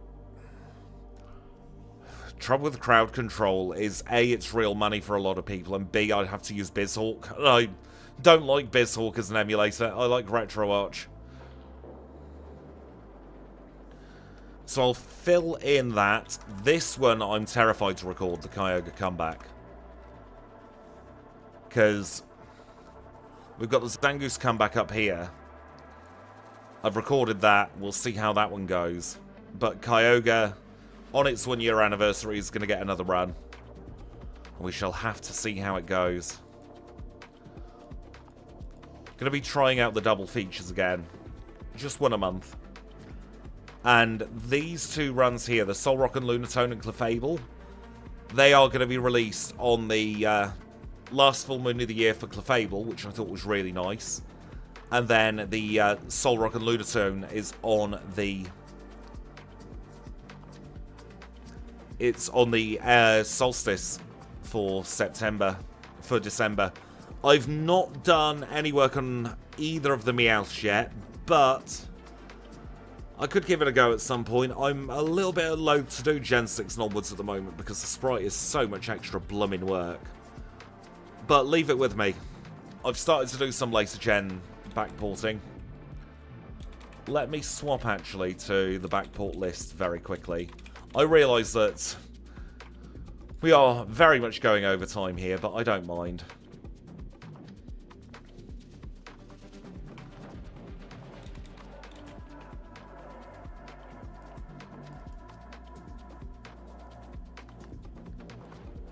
I've not done prep work for the new Megas yet, but that's just drawing a sprite. Getting a new Mega in is fairly simple. So this is the backport list. Let me get it in big so that we can all see it just about. No, I'm having fun. So the ones in blue here are the ones that we have fully backported. So anything in blue is on the challenge run base. Anything in pink, I backported before the challenge run base was a thing. So I've got the assets, I just need to bring it up to date. Anything in red is not backported at all. And I don't know why Bouffalante's purple, it's just special. All the Deoxys forms are going to be fun. They'll have to be separate backports, but they will be fun. We are most of the way through Gen 3 now, actually, as well. I've started work on some of the earlier Gen 4 Pokemon. And for things like Roserade, we are, with the cross-gen Evos, I'm going to do I'm going to do Roselia's backport on its own, and then I'm going to release Roserade as a separate backport. Same with Chingling, for when we do Chime Echo.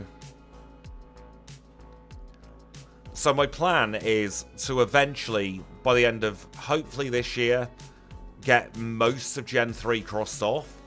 And then I'm going to spend next year doing Gen 4, the year after doing Gen 5, etc. And you can see actually, the later we go in the generations, barring Gen 9, the thinner on the ground they become. I don't have assets for Alolan and Raticate though. That one was the snowy backport. I could get Marowak's backport done for this Halloween, actually. Bring it up to date.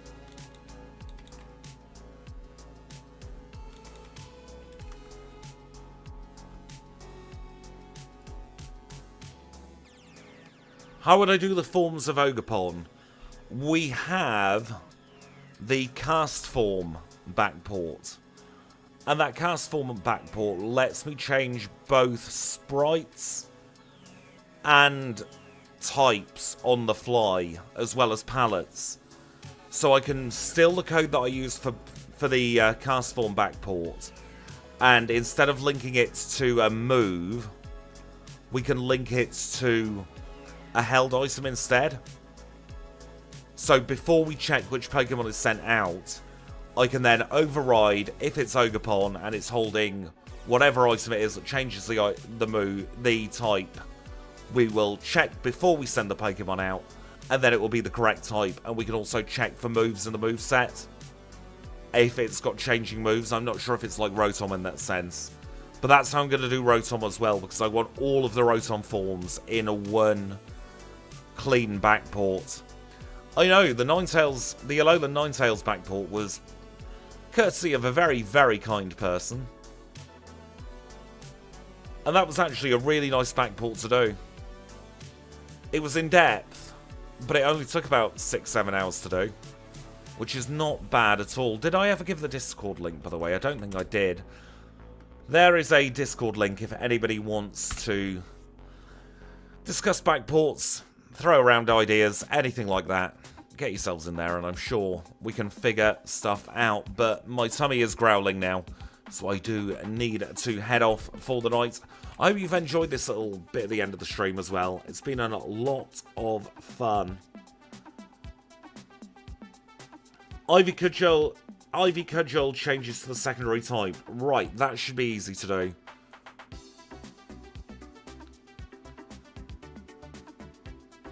So with a move like a Pokemon like Arceus, what we can do is we can have a lookup table. So we can look up what the Pokemon's held item is, and if it's the correct plate, then we will have the correct type of move. The issue with that is we don't have enough space in the Gen 2 ROM, or in the Gen 2 disassembly, I should say, for all of the plates. I know I said I was going, but I lied. Let me open up this absolute hot mess of a file. Let me swap back to Notepad. So this is the item constants file. This is what defines all the items in the game.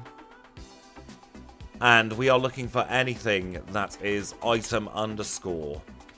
So we've got 1, 2, 3, 4, 5 slots available for items,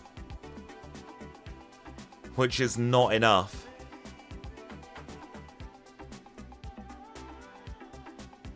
And a lot of that is because we have things like the raft and the lantern in for people who want to play without HM friends. That's what I'm thinking. The type boosting items, we could have a secondary effect to make them like the plates. Oh, the fart jar, I forgot about that. That is the Abra, the teleport Abra. I was originally going to call it the Abra fart. So it kind of stuck in the files.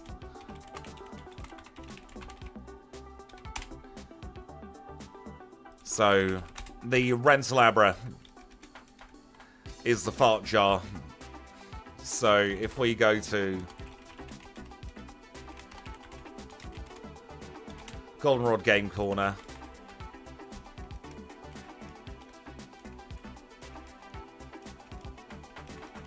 verbose item fart jar, and that gives you the rental Abra. There is actually a little bit of extra checking that goes into it.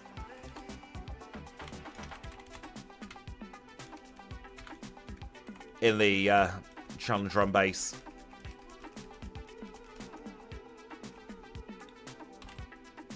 But yeah, with that, I think we're done. I like calling it the fart jar. There are a lot of those little behind-the-scenes names for stuff like that. If you do, by the way, want to see the code, and I promise I'm going after this, I have made the code public for the challenge run base, so if you want to see how any of it works, get your hands on any of the backports, fiddle about with them. That's the link to the disassembly with everything. But it's now 10:05. I was due to finish at about 9:30. I am going to get myself off for dinner now. I hope you've all had a wonderful time. I hope you've enjoyed this little bit after stream as well. I will catch you all hopefully tomorrow. If not, it'll be early next week. Have a wonderful rest of your night, everybody.